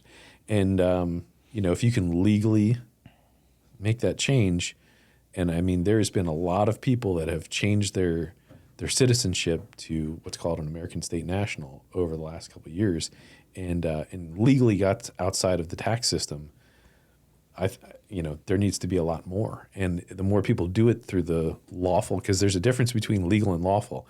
It's really interesting. You know, legal is the undoing of God's law, and you know, lawful is by a biblical base. You know, it's true, right and wrong. You know, it's basically based on common law. So again, how do we get from this amount of freedom to I can't cross a street or I get a jaywalking ticket? I mean, that's the most nonsense thing you could ever possibly. It's just everything is commercial in nature, trying to steal money from the people. But it's also 250 years of a Congress and Senate that need a reason to exist. Yeah. If they don't make something new every year, some new law, some new tax, something, they don't have a reason to exist. Yeah. So if your job hinges on you doing something every year, even if it's good or bad, you kind of have to do that every year. An interesting thing, we had a conversation a little bit earlier, was lobbying. You know, we were talking about lobbying a little bit, and lobbying is a flowery term for bribery. You know, it really is. It's like if we got rid of lobbying, or you know, why is it that we have all our Congress people that are, you know, worth a couple $100,000 or maybe even $1 million beforehand, and then they leave office and they're worth $20 million? You know, it's like, you know, there's something being taken advantage of. There's something not right there. There's insider trading. There's you know, lobbying money. There's ugly, dirty things that, you know, it didn't used to be this way, but we've allowed it. And we, through our either not paying attention, just being busy with life, and or, just consent, gave those up. Fear. Yeah. And I mean, so, yeah. I have no problem with lobbying because I think they should basically have no power anyways. So, lobbying wouldn't exist if Congress didn't have as much power anyways. You know what I mean? It only exists because it works. Well, I mean, you're basically if it saying didn't work, cut off the head of the snake, is really, Exactly. So like if money to a congressman didn't actually do anything, they wouldn't get any money. But because it's so easy for them to use their will, that's why it exists. So like, you're talking way upstream, but the problem is that it actually works. Oh yeah. And that's where it should stop. Is like, well, okay, sure, somebody's always going to try to find a way to corrupt a politician, so take away their ability to do anything. That's my thought, is like, okay, like, you can keep giving them $1 million a year. If they can't do anything, I'm fine. I'm happy. You can take them to a private island and, like, They already go there. Yeah. Distract them with all sorts of underage girls. St. James or something I hear about. I think P. Diddy's heavily there funded right now. by the Mossad, Oh, God. Yeah, that's where it gets fun, too. All right. Well, the CIA and Mossad are the same thing, but I agree. that's the same organization. Another rabbit hole. You can write that down. That is the same exact organization. Next time you see some sort of major thing that happens on the USA soil, just think of, there's probably a three-letter agency that's behind it. Likely.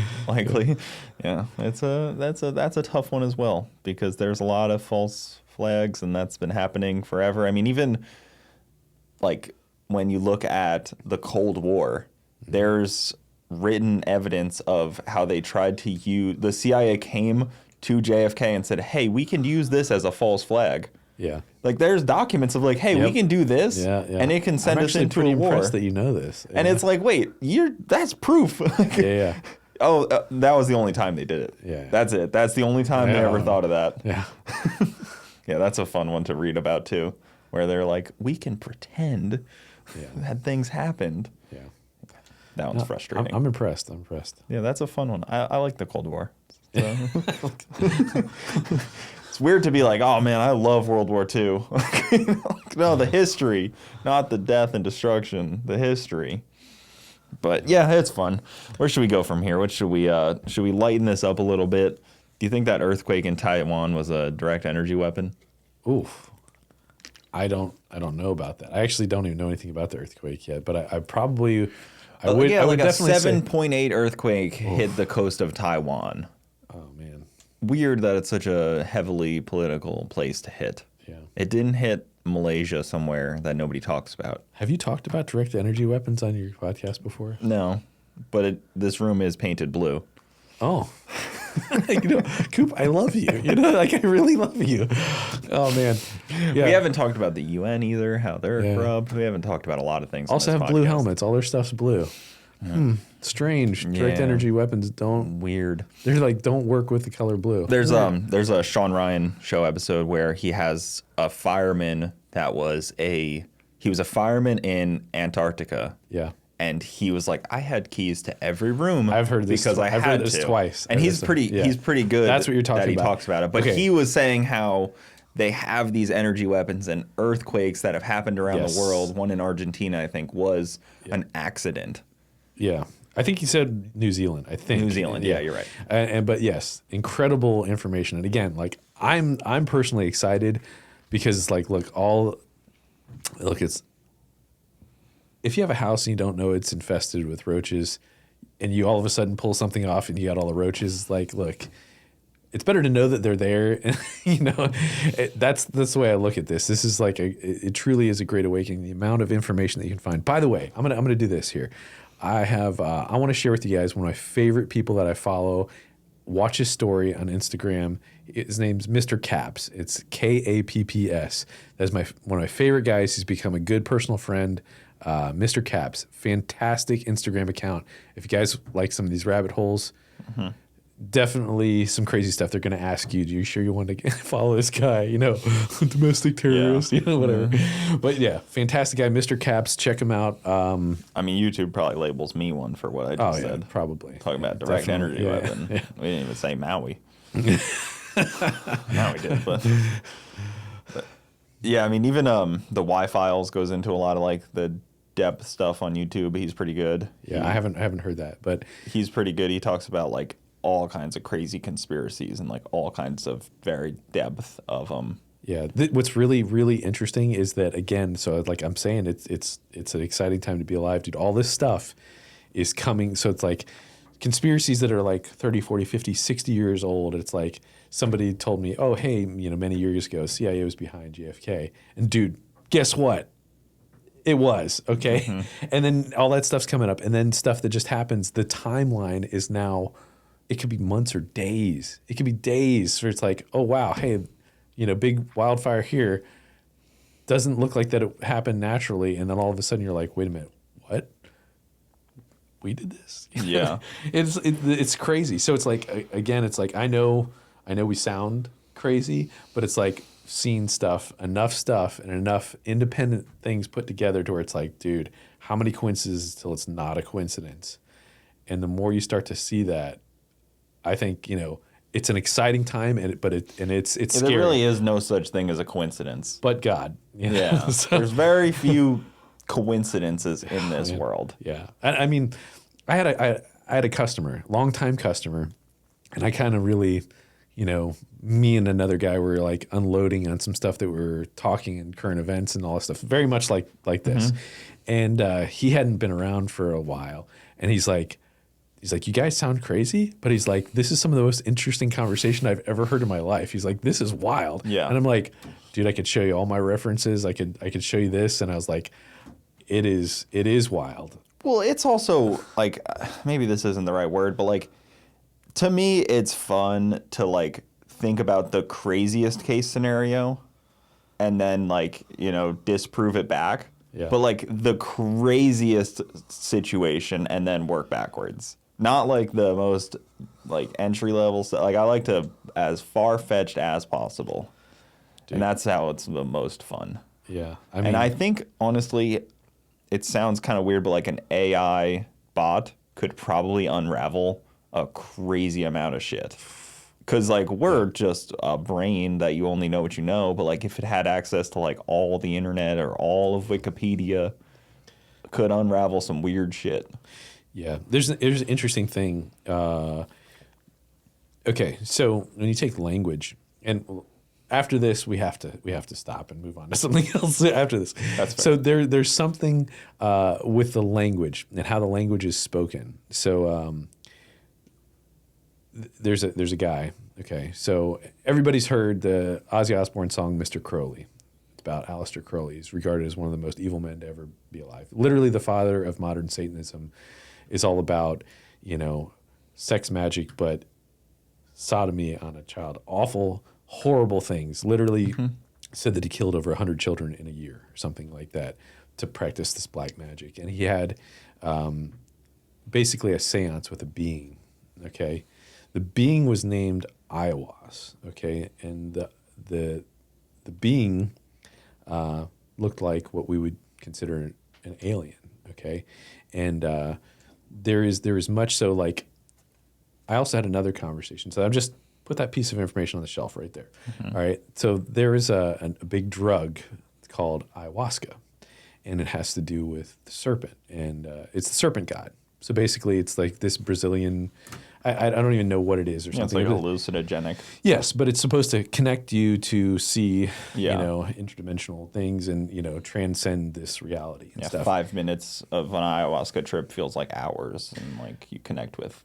Right. So, I mean, I truly believe that certain drugs are going to open up portals to, demonic beings and so on and so forth. I mean, you're putting your own consent into somewhere maybe you should or should not be. Okay. So let's just say that. So ayahuasca is a serpent god. And I was like, well, hold on, red flag. Somebody was like, hey, you should try this. I'm like, serpent god, I'm good. Thanks. I'm all right. some of the AI stuff and the operating systems is iOS, AIOS, okay, artificial intelligence operating system, whatever. I truly believe that with the language, not just, that is definitely a deep thing. And for all the people that are like, say, Elon Musk or something like that, be like, hey, AI is not what we want for humanity. We need to harness this. Tone it down a little bit, saying that there could be massive ramifications. I mean, I strongly believe that is not in our best interest, But what if the ramifications are the ability to unravel things that somebody with more power doesn't want to see unraveled? I don't know. That sounds like a double-edged sword. Unleashed onto all of the information in the world to make connections in microseconds that we can't make. Like, it can connect things that we can't connect and kind of. How do you get that genie back in the bottle, though?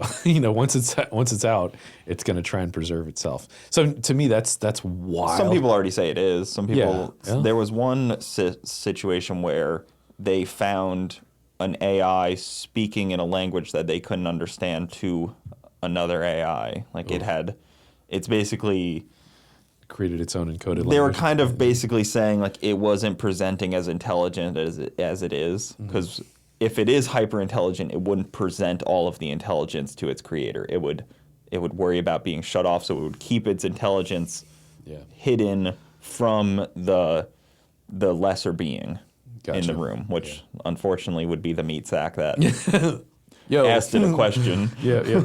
Yeah. No, but I mean, I just believe that there's a lot within language, and like your words mean something. So it's like when you're speaking, and you're speaking in negativity, you can be cursing.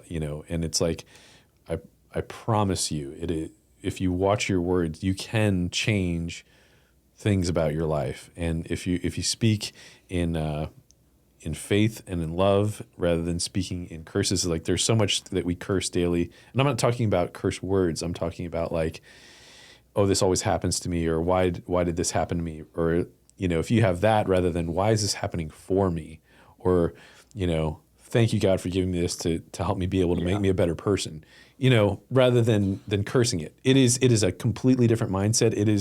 It literally chemically changes you, dude. It is different. I've read a lot of Marcus Aurelius and his book Meditations, one of the better books ever written, is a really, really good source of this kind of thing, of like self-being and like, thinking differently. And he has a lot of really good quotes in there. I would recommend anybody pick up Meditations from Marcus Aurelius. It's been translated, and it was his personal diary. It was not a book that he had written, which is odd. Like normally people write a book and that's it. This was just a diary that got published, so he would probably hate that it's out there. But it's very well. That's interesting. Good. I never heard that. Yeah, that book mine has a lot of bookmarks in it and a lot of highlighted things. That's very cool, man. But he's one of the Stoics, so it's a good read. I would recommend it. But fantastic. I mean, even Roman stuff is always interesting to look into as well, because there are a lot of similarities between U.S. and Rome. Yeah, especially in the entertainment district. Give them bread and circus, and they'll never rise up against you. Yeah. So glad you guys are watching. Your entertainment. Yeah, and it often makes you wonder too. So it's like, because we're so occupied, and I mean, like, if you think about it, if you were a puppet master, and you'd be like, man, I'm going to make their lives difficult. I'm going to make them be close to check, so that they don't, they're always having to scramble just to hand a mouth, rather than being able to have time to think about what's going on. We're always going to keep them entertained so that they can't ever question what they're doing. It's like, why do we have so much entertainment? There's so much. It's worth looking into. And one of the biggest things that I would recommend, on that's a great, recommendation. But something that really opened my eyes up was a documentary called Out of Shadows. It's worth looking into. I would really recommend it. The puppet master thing of like, if you were in control, a great move would be to get both parents out of the household, make sure children are in school. Yeah. Like, let the state raise the children rather than the traditional family. Let's put sex and pornography out there so that it tempts, both sexes and, has a dividing line right there and, tease them with these things that look sweet like a empty dessert. It's oh man, there's so much symbolism behind it. And it's like, if we really, so one of the things that I had heard was, what do you do to start the destruction of a society? It was like, make pornography normalized, and make, try and make pedophilia and stuff, or, and I mean, look at it, it's like, it's like, look, man, I'm a red-blooded man, I love, but it's like, at the same time, there's a time and a place, and literally we were designed to be within the confines of marriage, to have that, not just mindless non-connection, the whole act is truly a spiritual connection between husband and wife, and it's been perverted, so it's like, it's definitely, it's not what it was intended to be, not an animalistic urge, but a connection between a husband and wife. So yeah, it's definitely damaging the youth, it being as accessible as it is. Yeah. I mean, yeah. But even I got a 17-year-old boy. Yeah, I got a 3-month-old, so I got some time. But even I heard somebody making the argument that when they took like minor nudity out of movies and TV, it actually hurt, because then the first time a child sees any nudity is like some crazy shit on the internet, instead of like minor, like normal human nudity, like just like some minor stuff, like a topless person or anything, like entry level things. They took that out, and then the first time a child sees anything is the craziest thing anybody's ever seen. Yeah, that's a worry. Yeah, as well. But maybe that's just my desire of more nudity in TV. Well then, all right, let's take a quick break. I love sounding like a crazy person. People don't know I'm actually a Freemason. Oh. Yeah, it's low key. We can't be friends anymore. I'm a level 8. And I've also joined Scientology in Clearwater. Oh boy. You know how they have that building that if you come near, they like, oh yeah, get you away from there. Get away from there. It's like, I'm just on the street. Yeah. All right, what topic should we switch to here, Jeremy? All right, well, you pick. If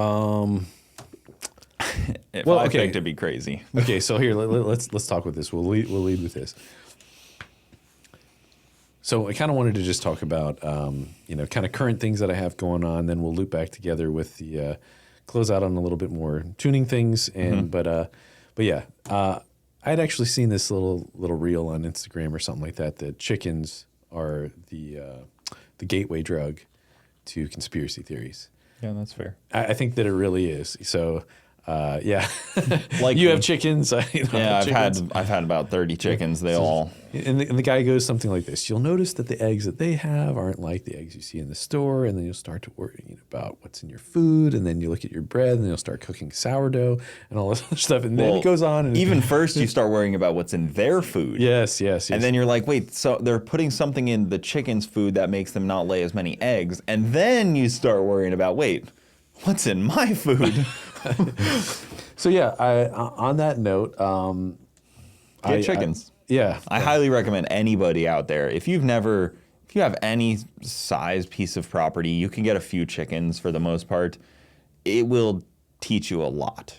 Yeah, it's a great thing to go down of like some chickens, try to raise something that will give you food. Yeah. Golden retrievers don't. Yeah, I can guarantee you that. I've tried. They will chase chickens though. Yeah, and they'll eat eggs.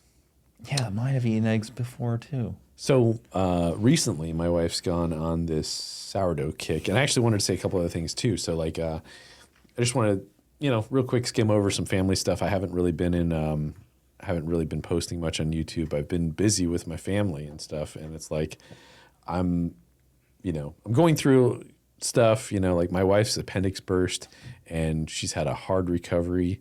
And but she's now in fantastic health. She's turned around. She's in some of the best shape that she's been in forever. She looks amazing. She looks really sexy. She's turned her life around. We've changed the way we've eaten and all that. And I mean, we had actually some of her sourdough this morning with spelt, actually. It was delicious. And it was really good. It's healthy. It's I don't know what spelt is, but yeah.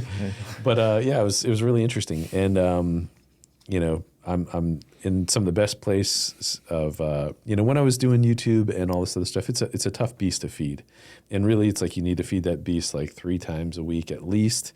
That's probably not enough, and you're serving another master. And really the time that I've spent with my wife working on my marriage, working on time that I had given up for other things with my kids. Like right now we're go-karting a lot.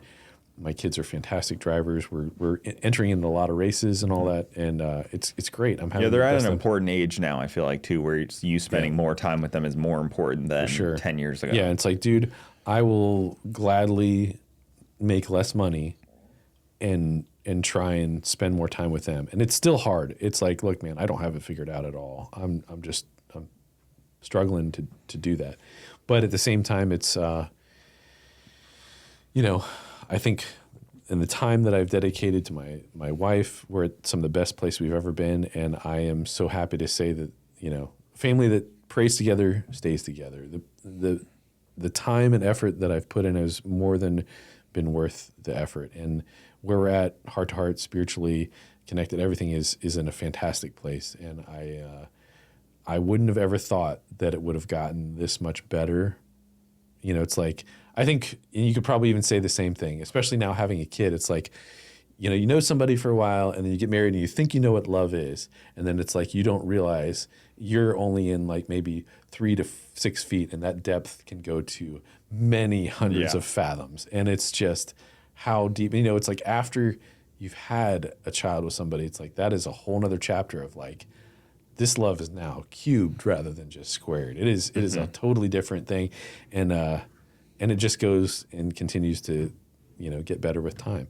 So, I don't know if, a lot of people are go through divorce and all that. And it's like, man, if you can bring and put God at the center of your relationship and, acknowledge him and all that you're doing and try and reference that handbook for life, and look at it. And it's like, we all deserve forgiveness and grace, but I mean, it is no better time to do that. And I honestly am so happy that my wife and I have stuck it out and where we're at. I was going to say, because like owning a business and trying to balance significant other and family is very difficult because when you own a business, you don't have those set hours.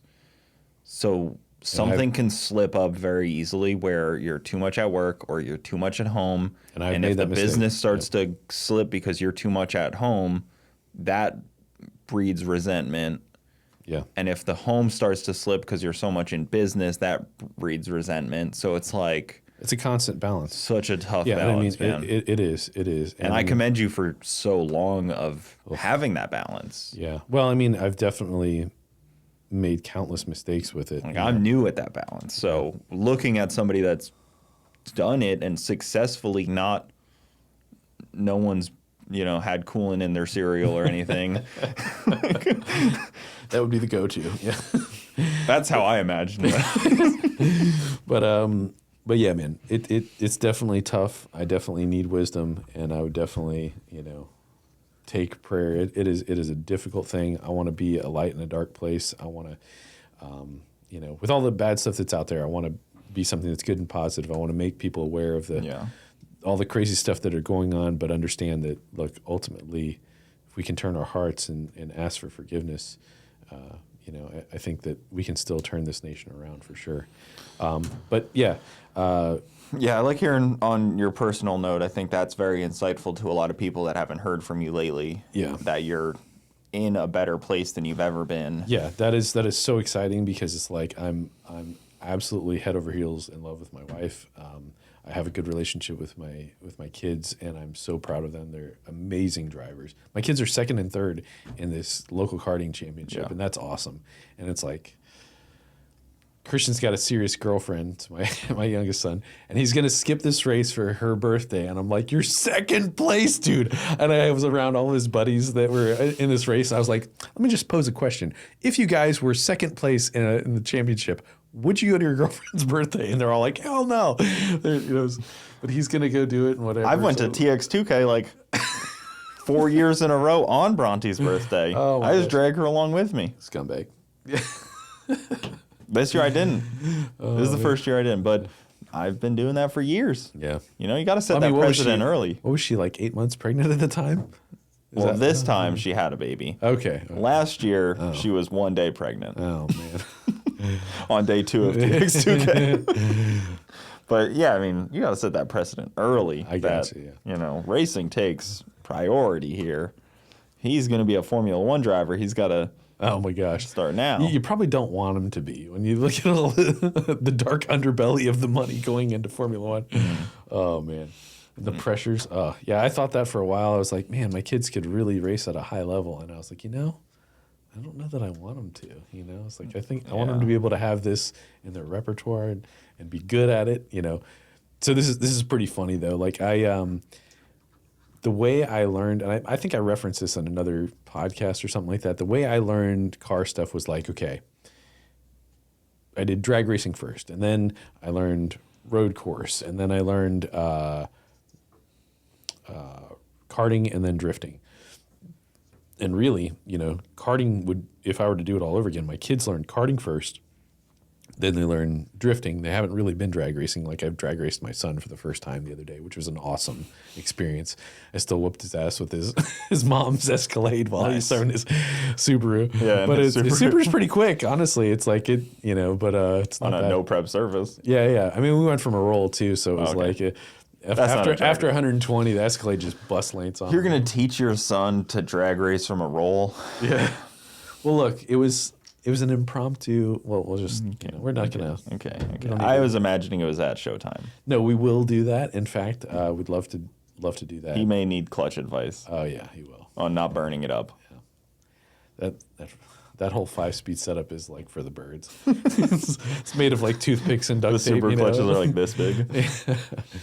But no, man, learning car control from the ground up instead of from So karting is backwards. Karting's phenomenal. I wanted to do some karting videos. In fact, actually, this is really interesting. So one of the guys that works at the local karting track in Palmetto, right up the road here, just bought it, or he has a contract on it. So it's not going to be Anderson Race Park anymore.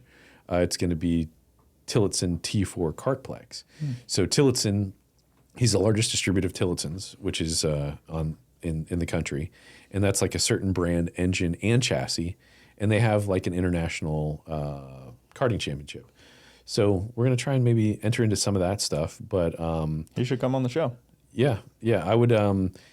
And I want to do some stuff with him, but he has a race program, and they have had guys go through that. Like, I mean, one of their, I think, guys that was in his thing was Kyle Kirkwood, who races IndyCar now. And there's other guys that have been, big, well-known people that became real race drivers through his racing program. It's like a developmental thing. So at one point they had, one of the Weldon kids, like Sebastian Weldon, I think, and he, son of Dan Weldon, Indy 500 winner, local guy, used to live locally, passed away in a horrific accident. That kid's got a bright future, But there's a lot of talent in Florida for that kind of thing, and it's a good area for it as well. Yeah. And I mean, so again, on the whole father note, by the way, I was thinking about this. Have you seen Guardians of the Galaxy 3? There's the end, Drax, Drax. Yeah. Okay, so there's this one scene. Marvel seems to have just completely dropped the ball in good movies. For the most part. So maybe Guardians 3 is good. But. Yeah. Oh, I think all the Guardians are yeah, but awesome. The rest of their Marvel universe has just failed. Yeah, I haven't paid attention. I haven't paid attention, to be honest. But I mean, it's like, she's like, Drax, you were... Oh, no. Yeah. Dave Bautista got you crying? He's like, you're supposed to be a dad. I'm not going to say this. Stop it. No, he's like, but he's like, Drax, you were meant to be a dad. And he's like, just this cheese ball. And I was like, that's me. I was meant to be a dad too. Got you emotional. Drax, the writing in Guardians of the Galaxy. Goof, what a goof. It's all right. That's fair. Those wrestlers can really deliver a line. But no, I mean, just time. So I mean, to me, karting is like amazing because the times that we've had, and there's just been some amazing like come from behind stories that we've had, and to be, with my kids and walk them through it, it's like a lot of life lessons. So, like just recently, my son crashed in in qualifying, and I'm like, oh my God, this is terrible. We have, and he's like, I'm out. I'm not going to be able to go. And I'm like, hell no, you're not. This is a life lesson we're going to learn right now. Never give up. Never, ever, ever give up. So we took it back to the pits and had a bent axle. Literally, the cylinder head was broken. Had to put a new cylinder head on the thing. Had bent and broken, tie rods and all this other stuff. We had somebody come in and there was, helping one of the other guys at Tech. Dude, we got the cart. It took us an hour, but we got the cart back to running, and then he made it. He had to start in the back of the field, made it up to P2. Amazing transformation, And then something that we missed, putting the cart back together, it failed. But it was like, dude, you got to P2, and he qualified. So he through the pre-final. So they have a pre-final that's worth half points, and they have the final that's worth the full points. He got all the way up to like third or something. So he got good points, and then in the final, something got loose, the axle got loose, and then the tie rods, fell off because of a nut that wasn't fully tightened. But it was just like, oh, what a comeback! Was it Christian or Liam? That was Christian, but all from the. So again, I'm working on both carts, and then Liam had to also start in the back because he had some sort of failure, like his chain fell off in the middle of the thing. So it's like he had to start in the back on the previous one. Liam gets all the way up to second place, passes his brother. Christian's looking at him like, where the hell did this come from? He's literally going down the back straight, and he's like, what the hell is this? And Liam passes him. Yeah. Liam runs the fastest time all day through any lap, only by 1,000th. But I mean, it's like, where did that come from? That's awesome. P8 all the way to P2, and then somebody else passes him. He gets in some lap traffic, and somebody passes him, and he gets P3. First podium for him, but he's still third in the championships because he's been steady, right in the middle. But it's been so cool to experience that, and that's why I'm like, hey, look, I feel cheesy and whatever, but it's like, to be a dad and have these times with the kids, it's so like I want a cart because I'm selfish, but I've had to the last couple months I've just been like, I'm just going to dedicate my time to making sure they get all their needs met, and I'll be there to not tend my cart. I'm just going to deal with their cart, and now my kids can outdrive me, and it's like it's a humbling thing, but it's like at the same time I couldn't be more proud. Yeah, that seat time is so important to becoming a good driver. It's just so much repetition, and once you get that much hours in a seat, it's impossible not to be a good driver in anything you're put in. Yeah, I mean both my kids. So like Liam can drive donuts around me in a manual trans car when he was 9 years old, and now he's 14. And Christian can jump in a car and do some amazing stuff with it, and it's mind blowing. And he's 17. He can outdrive me. When I was doing road course driver instruction, he can outcoach me at 17, and it's just like, dude. And he hasn't had it like some of these other kids have it. Dude, there was a 17-year-old kid that just went Formula One and got points on debut. Insane for Ferrari. I forgot his name, but he was an English kid. But I mean, dude, what a beast, man. Just like, that's it's incredible. But just, But dedication, focus. That takes so much financial backing for sure to get to that level. Even like Verstappen, like I'm pretty sure his father has independently wealthy from. Well, he was Formula One. His father was Formula One, and not a championship driver, but I don't even know that he won any races, but I know that his father was a Formula One driver. And same with Hamilton. I'm pretty sure his father was. I don't wealthy, think. I think. Yeah, I mean, but you have to have major financial backing to be that type of level. Yeah. But I mean, even just and again, I'm just a middle class dude. I'm not wealthy. I'm just doing what I can afford, and I have some ins because of the automotive industry and all that, and I'd love to further that. But yeah, I mean, there's so much great stuff. So I mean, to the guys out there that are fathers, dude, karting with your kids is like so many life lessons. And to people who aren't yet, have more kids. Yeah, I mean, it's I just push everyone for that. yeah. No, I agree. I Have agree. more If we have kids. more people that are not being displaced by people that don't have our values, Have more kids, because if you don't, what's all this for, anyways? yeah. It's kind of like In those two columns, we're going to completely tie this together. So Yeah. it's like, one of my guys, his wife's, she's about to have a baby, and he's like, oh man, I can't afford this and whatever. And I'm like, I'm telling you, brother, you're going to be okay. The world is telling you that you're a debtor. The world is telling you that you can't make it. The world is telling you that you're going to be in this heap of debt and whatever. And I'm like, it's just not true. You're going to find a way to make it. God will provide. You're going to be okay. And we needed to have that heart-to-heart conversation. And he's like, man, thank you. It's like, I really needed that. And I mean, he if you're grounded, you got to feed your spirit, you got to feed your soul, read a little bit of the Bible every day. And, it'll help you get through hard times. If you don't have something to stand on, you need to have something to stand on.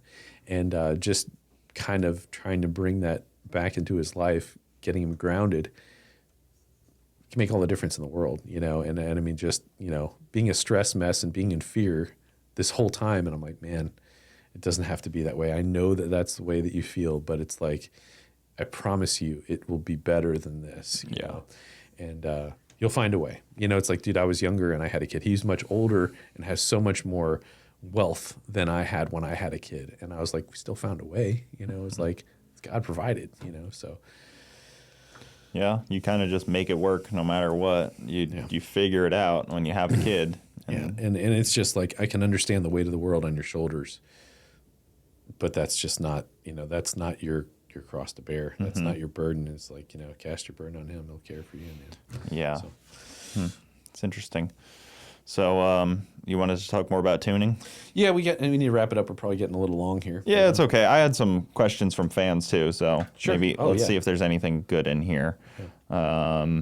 How do you like the Atlas motor from Jonathan W? Oh, yeah. Okay. You tuned Great. his. Yeah. Okay. Yeah. Great question. Yeah, the Atlas, there's the 6-cylinder and the 5-cylinder and the 4-cylinder, right? Yeah, I'm just going to say the 6-cylinder here. Just no respect for the... Yeah, well, I'm not familiar with the others. So it's like okay, here, check this out. This is pretty cool. When I was much younger, so me at 18 years old, right after my father passed away, I was trying to learn the software of stuff. And I was like, I wasn't out chasing girls. I wasn't out doing stuff. I was being at home, being a nerd, learning and researching most nights. Okay. And a program that I played around with fondness was Desktop Dyno.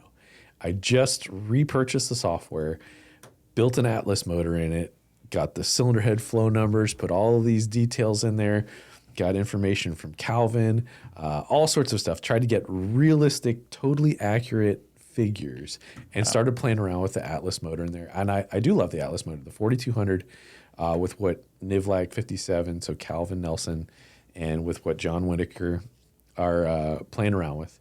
As a Trailblazer, I had tuned with a turbo. Yeah. I think the engine is awesome. And funny enough, Nemo, the guy that you were in the tuning school with right next to, many years ago, probably 14, 15 years ago, Nemo was like, that's an awesome motor. Somebody needs to do something with this. I'm going to put it in something. He never did. And, I was scoffing at it thinking, oh, you silly goose. Why would you mess around with an inline 6 at 4,200 rather than at least a GM53, blah, blah, blah, and it's good displacement 4.2 is pretty stout displacement. It is. So, it has the ability.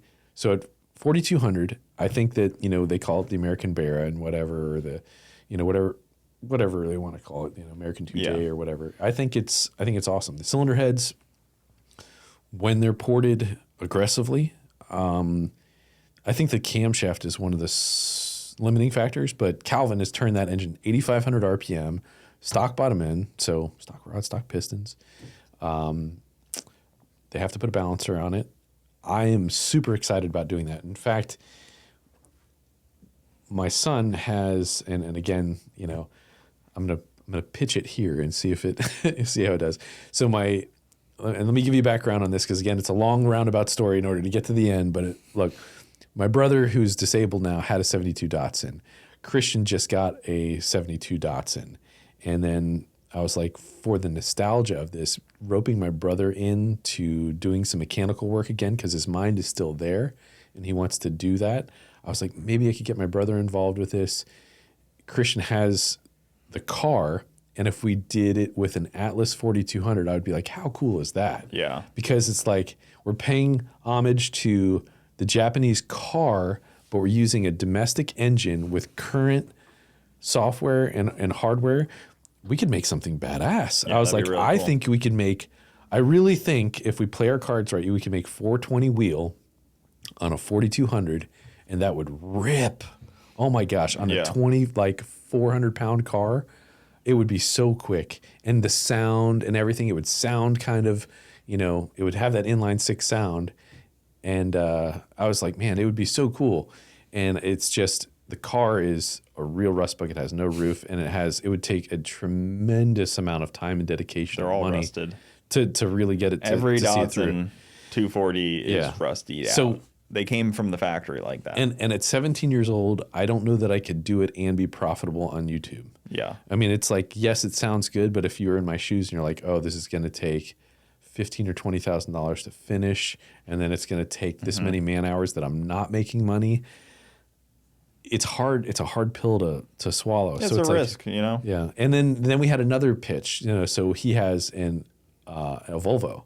So, and again, at some point they had an inline six or whatever, and we could take that out and we could do the Atlas 4200 in that car. Mm-hmm.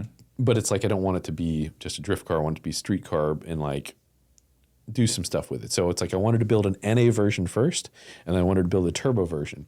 And Calvin, I think, has made 750 wheel, 8,500 RPM, boosted. Yeah. I think that's entirely within the realm of what we could do with it. They're cool motors. Oh, I love it. They really are. And I think it's Atlas was the first engine designed when GM came out with their Vortex series. Okay. I think the Atlas was the first design. Yeah, it is a juggernaut. Like it's an impressive engine. Like there's a lot of strength and a lot of thought that went into stuff. But I mean, so here's one of the things that are lacking is the camshaft that Calvin is using is a stock regrind.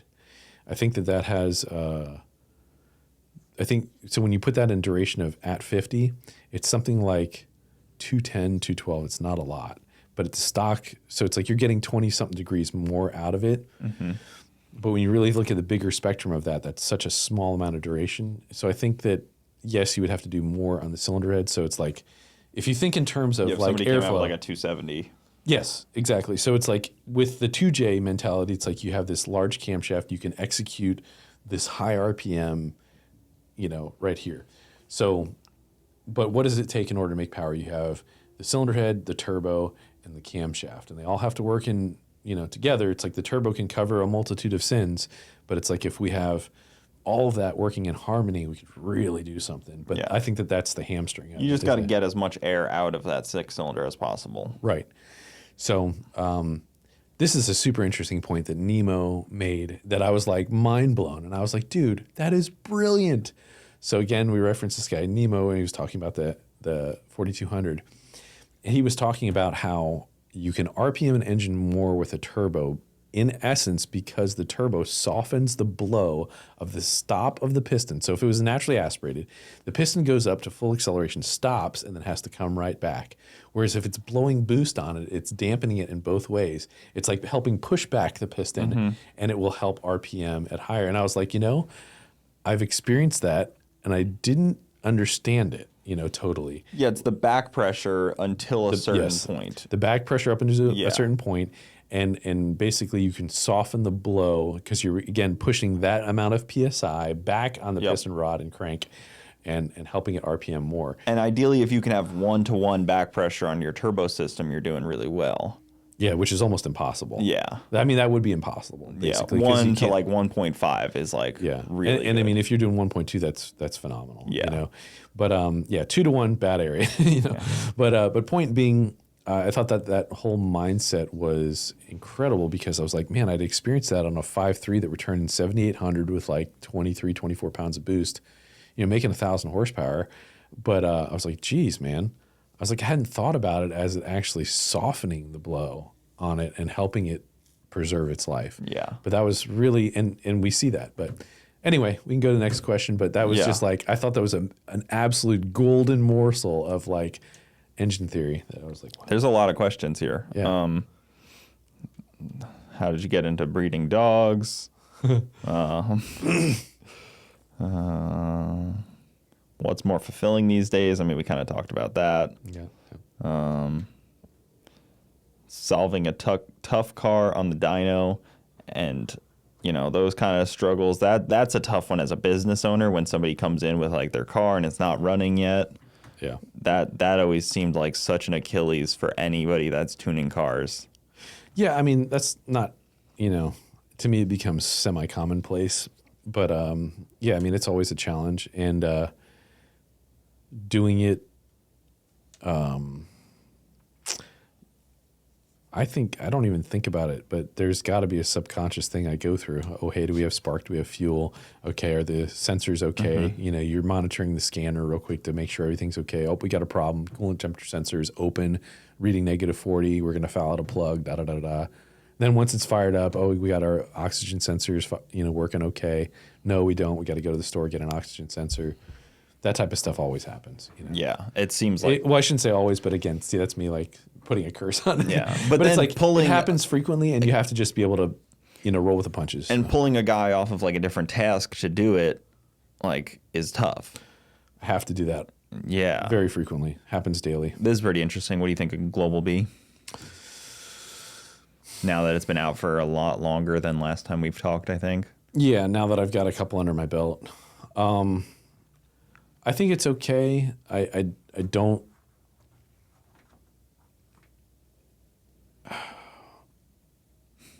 I don't think that it is worth doing. So it's like if you had the option, would you run a E38 or E67 earlier processor? I'd say hell yeah, because it's more simplified and it will still get the job done. Or like an LT processor. LT processor is still difficult, but would I run that rather than a Global B? Hell yes.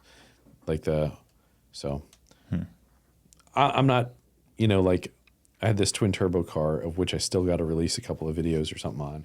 And I mean, we made like 772 wheel. I didn't realize that the C8s were so heavy for one, and for two, trying to make all the torque stuff work, and they currently don't have the transmission support either.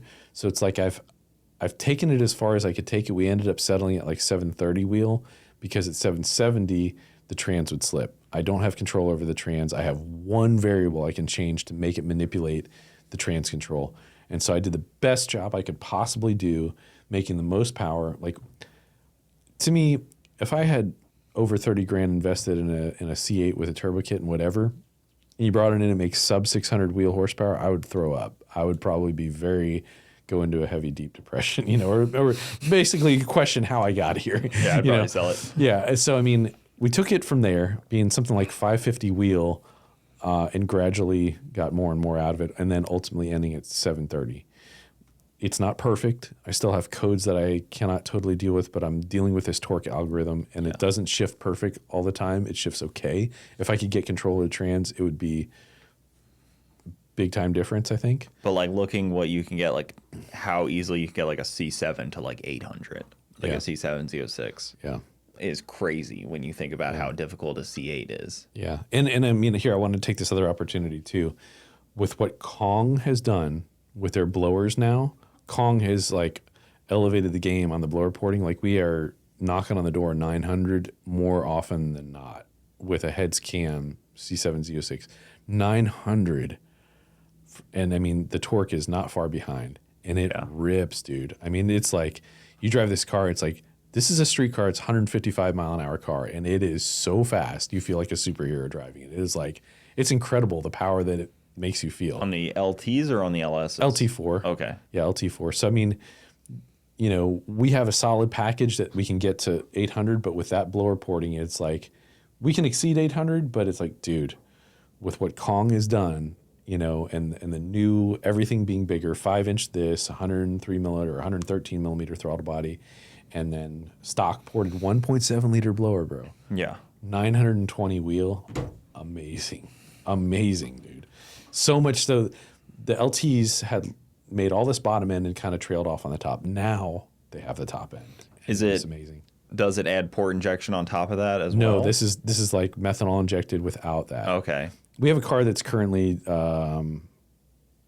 we have a car that's at the shop right now that I think it was 11.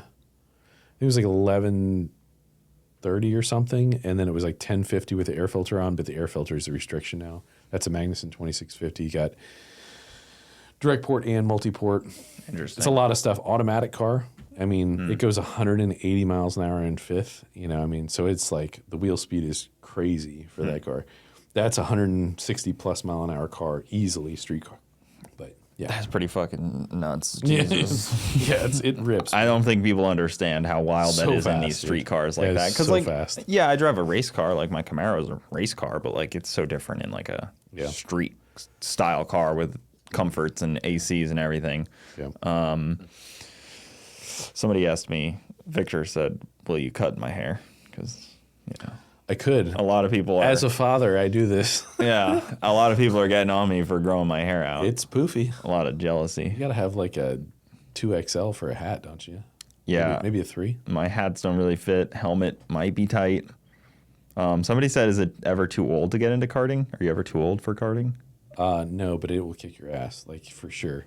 I'm so out of shape for it, and I'm like, getting back into working out and getting in shape there is nothing like karting. I was in, and so it's like the best way I would say this is like, look, if you're trying to get into the level of karting of what you're going into is directly the difference between running or like jogging, running, and sprinting. So it's like the high level stuff is like a sprint. How long can you do it? Not very long. If you want to get into something that's, you know, so like the Tillotson is a great middle thing. And it's like even recently I've put on weight, but it's been more muscle. And it's like I weigh the most I've ever weighed. I weigh 208 pounds now. I couldn't believe this. And I'm at 6 foot, but it's like I've actually put weight onto my legs. And you would think that would be better for your core, but the bigger that I've gotten, the more I notice I'm like, oh my gosh, dude, I'm struggling to carry this weight through the couple G turns. A little slower. Oh, yeah. But it's just like it's so hard on your body to control that because your like arms and everything are holding on to try and go through that turn at a couple Gs. So you'll see over 2 Gs, but you do that over time and it just beats you up and you are on fire, you're gasping. So again, it's like I was driving a shifter cart and I can only do a couple laps. It's like I'd be hard pressed to do 2 full laps because I'm just out of it. I'm going to get back into it and I'll build up that stamina, but because it's higher level, it's like if you're playing around sparring with somebody, you know, doing some sort of karate versus rolling on the ground and wrestling, giving it all you got. That's the difference. Yep. You are gassed in like a minute or 2. You're done. That's all you got. Versus like you could go at this level for 5-10 minutes, you know? Yeah, it's like a war of attrition It's brutal. in go-karting. Like you have to be able to handle the whole deal. So being an older person may make it tough. I had a neighbor at the karting track who was 84 years old, and on his 84th birthday, he did 84 laps. They were at light load, but the guy was like one of the coolest guys in the whole place, like 80-something years old, and his name was Selden. He just passed away recently. He was awesome, awesome dude, man. So 80 years old, you can still do it. Yep.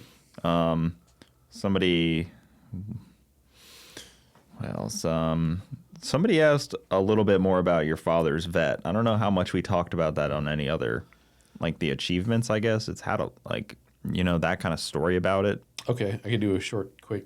Yeah, let's get like a quick little synopsis of that. I don't know if you've done videos on that too, where you can direct people to. Yeah, we had done some YouTube videos, and again, that would be basically going through like the Legend series. So to answer that real quick here, where I came from, I mean, my father at some point in his life had done some sketchy stuff like making a living drag racing on the streets for money and playing pool. That's a fast life, you know, in the 60s. He had been drag racing throughout the 60s, 70s, 80s, 90s, and he'd always been building fast cars, and he had an electronics business, and You know, he did satellite dishes and things like that. And then that basically in the mid 80s, the fuel injection came out. He was very interested in it, but he took an 85 Corvette engine because he was always looking at whatever the current thing was and being like trying to be at the cutting edge. Like when a new computer came out, when computers came out, we had computers, and my dad always had like the cutting edge phone systems like in our house, and things like that. You know, he was always trying to be at the cutting edge of technology at the time. And so he was like, oh, this motor is gonna, you know, he thought this motor is gonna change things. It's a 2-port injection. So I remember, you know, I was a couple years old. He bought like an 82 or 83 S10, and then, you know, this old square body deal.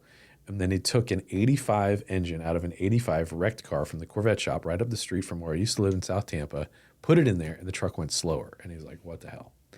So then he got in contact with somebody up in Michigan, and they got the books, and they smuggled the books out of GM. And then so he started to be able to play around with the EEPROM and understanding, because, hey, this isn't a carburetor. What do I got to do? What's going on here? Why am I slower? So, yeah, that spawned the whole business. My dad's vet was a tune port. He helped design an intake manifold that would look like the LT manifold, which is the mini ram. We used to get royalty checks from helping design that intake manifold. That's a game changer because that took this low operating engine to a high operating engine, high RPM at the time. And I mean, we're only talking long runners and everything. It was a shorter runner. So it came from a long runner to a short runner. Oh, okay. And that we believe that intake manifold influenced the LT. We believe that because they're like one and the same, you know, if you look at them. But it's really, really a fascinating thing because, again, this is where I came from. My dad did have major influence on some of this stuff. My father became one of the largest, you know, there was only 3 people in the country at the time that were doing EEPROMs, and he was one of the largest to distribute chips, and he did it through multiple different entities. So we would make the chips. My first job was, you know, modifying the chips, painting them, epoxying them, helping them ship them, and all that other type of thing, and you know, soldering them and do that stuff when I was, you know, 10, 11 years old on up through, you know, when he died at 18. So that was one of my first jobs. I'd make it like $2 a chip, you know. So, but it was cool, man. But he had sold these packages for the C4s. It was a big thing. He was drag racing it. He was in magazines a whole bunch, you know, putting out his information as far as like what he had done. And he was testing these packages, giving them drag racing times. I remember doing countless street pulls with my dad with this thing called a Vericrom, which was like the original G meter. And so you'd stop, you hit the thing, and you do your quarter-mile test, doing quarter-mile pulls on the street. And it's like, that's where I came from, dude. I was, you know, 6 years old doing quarter-mile pulls on in Drew Park over in Tampa, you know. So you would just see if the pass got better from what you tried versus what you didn't. So you weren't checking AFR, you weren't checking all this stuff. Well, they didn't have wide bands at the time. Yeah, so you could watch the narrow bands. So it's like he came from a time where information was this much. Nobody was sharing information. The information wasn't there. You had to figure it out yourself. Mm-hmm. So he made massive strides through many failures, and then the car got faster and faster. And eventually, in the later 90s, and I remember my dad buying this car in, I think, 87 or 88, but it was an 87 Corvette, that same Corvette. I remember going to Beltram Chevrolet on Dale Mabry, again, right down the street from my house in Tampa, buying the Corvette, paying cash, and then him modifying that car. It used to be a white car, convertible. And he took that car, modified the crap out of it, and eventually that car in the 90s went 10s naturally aspirated on pump gas at full weight in the Florida summer. And when you consider that, that's an achievement because that was very rare. Then we competed with John Lingenfelter, competed with John Hennessy. We won the first 2 Vet Viper shootouts. So to beat those 2 guys, when my dad and his buddy built the entire car, just 2 guys. Yeah. They're not multi-million-dollar organizations. They don't have a large amount of support. It was just him and one other guy built this car, and it's David versus Goliath, man, really. Mm-hmm. You know. That's awesome. That's such a cool memory and such a cool blip in GM history that isn't documented quite well enough, I feel like. Yeah, I mean, it's like for GM, it doesn't matter to them, but it's like for the aftermarket. Aftermarket history, though. Yeah, Yeah, and I mean, like, I remember, I have pictures of my dad talking with John Hennessy and John Lingenfelter, and I remember Lingenfelter could not get his car to go as fast, and I remember him going in the pits and dropping the exhaust to go open headers, give it one more pass to try and get a little bit more mile an hour. And he did beat us on mile an hour, but he didn't beat us on ET, plus we won the event. Mm-hmm. But it was pretty cool to be like, people will still mention that to me, like, man, I remember your dad beat freaking Lingenfelter. That was badass. And I was like, yeah, that's cool, man. Yeah. Yeah, I see the Viper versus Corvette shootout trophies, which is such an interesting thing. Yeah. To in itself, Viper versus GM, like it's an odd like. It was early in the Vipers, and of course, the Viper is a phenomenal juggernaut. You put boost to it, and dude, those guys are going 6s with street cars and stuff now. Nice to that. Yeah, I got it. I think you did. Yeah.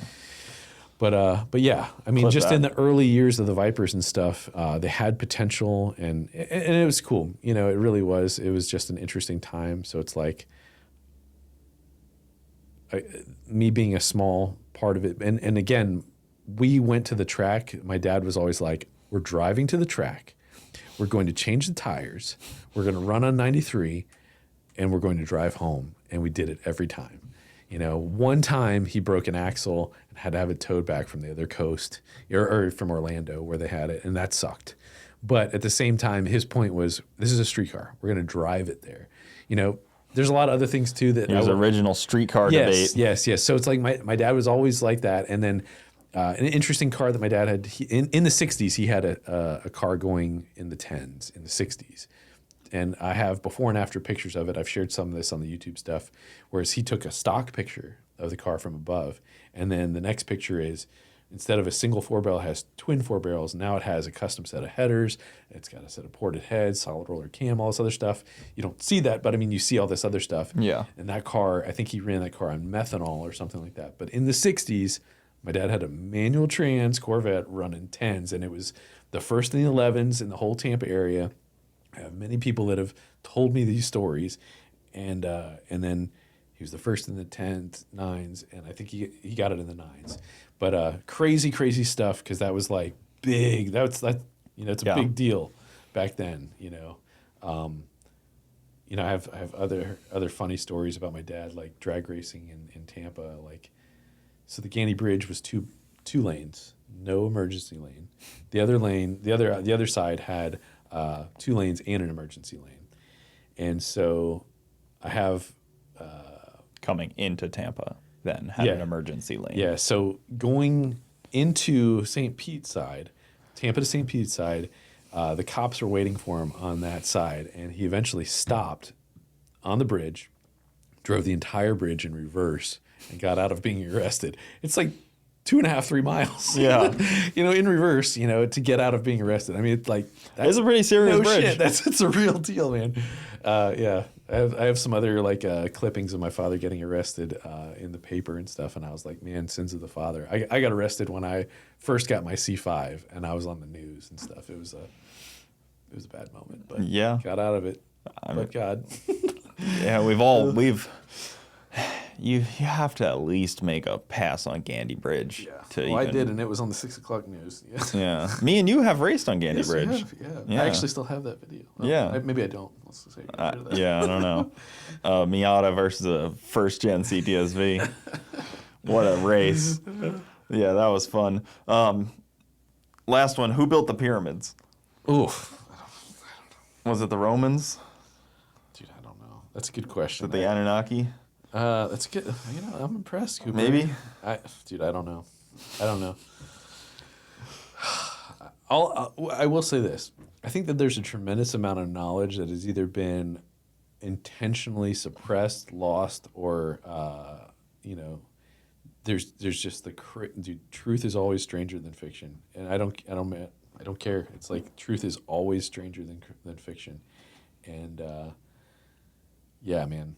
I don't know how to answer that one, but I mean, there is some ancient technologies or even stuff that was like 100, 150 years old. Have you seen the World's Fair? There's so many people that bring this up, the World's Fair stuff, where they build this stuff and then they tear it down and it's like a week and then a week. And it's like, oh my gosh, they built that in a week. And with what technology? And it's like, it's mud incredible type of stuff. I mean, it's like a wonder of the world that they built and then destroyed in like a couple weeks' time. It's amazing. Yeah, it doesn't make sense. The pyramid's always maybe it's not a week, but it's a short time frame. Not long enough to build. Not long enough to justify building that. Yeah, and I mean, you know, I don't know. There's reasons, you know, like, dude, there's interesting things about bells. Like bells have like healing properties. And they hit certain why were they all frequencies melted in the 40s? Yeah, why? They needed ammo? Yeah, okay. Or why were they all melted in 1942 by some German painter? Yeah. But I mean, weird. Look, it's conversations like this that just make more questions, that make people dig, and I think that that's pretty cool. So yeah, bells are weird. Yeah. There's endless amounts of things as well, but yeah, we'll wrap it up there.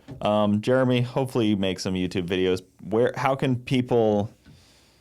I'll put your email so they can get to the tuning school. No, I'll put my phone number. It's no problem. Okay. Literally my personal cell phone number. So no problem. I'll put that in the description. I made a flyer for it that, you know, needs to be updated a little bit. Yeah. Needed more things added, yeah. But I mean, look, if you guys are considering doing some tuning, whether it's personal or commercial, or you want to, you know, I can definitely help. And basically, you know, we're currently doing Gen 3, Gen 4 basic and intermediate tuning, which the intermediate, in my opinion, like I said, you could be there a couple years, because the pros, or like the super advanced level, I'm going to be very selective. If there's a 1 to 10, it's like 1 and 2 is this, and then basically, you know, 3 to 8 is the majority of the people that is going to be in the intermediate, because that has many shades. Yeah. And then the advanced is 9 and 10. And yeah, there's so much ground to cover. I think that you could still take the class twice and get enough stuff out of it. For sure. That you could really push. But we show everything, naturally aspirated, boosted. We talk engine theory, troubleshooting, diagnosis, because all day long we deal with problems. Fixing the problems is incredibly important, and how to address them. And again, the tuning library that I give you guys is worth a tremendous amount to be able to get you a head start. It's like I give you the template instead of starting from scratch. Mm-hmm. It should be able to meet all of the criteria of many different things that we touched on. One of the things we closed the tuning school on was, in fact, what I called a template.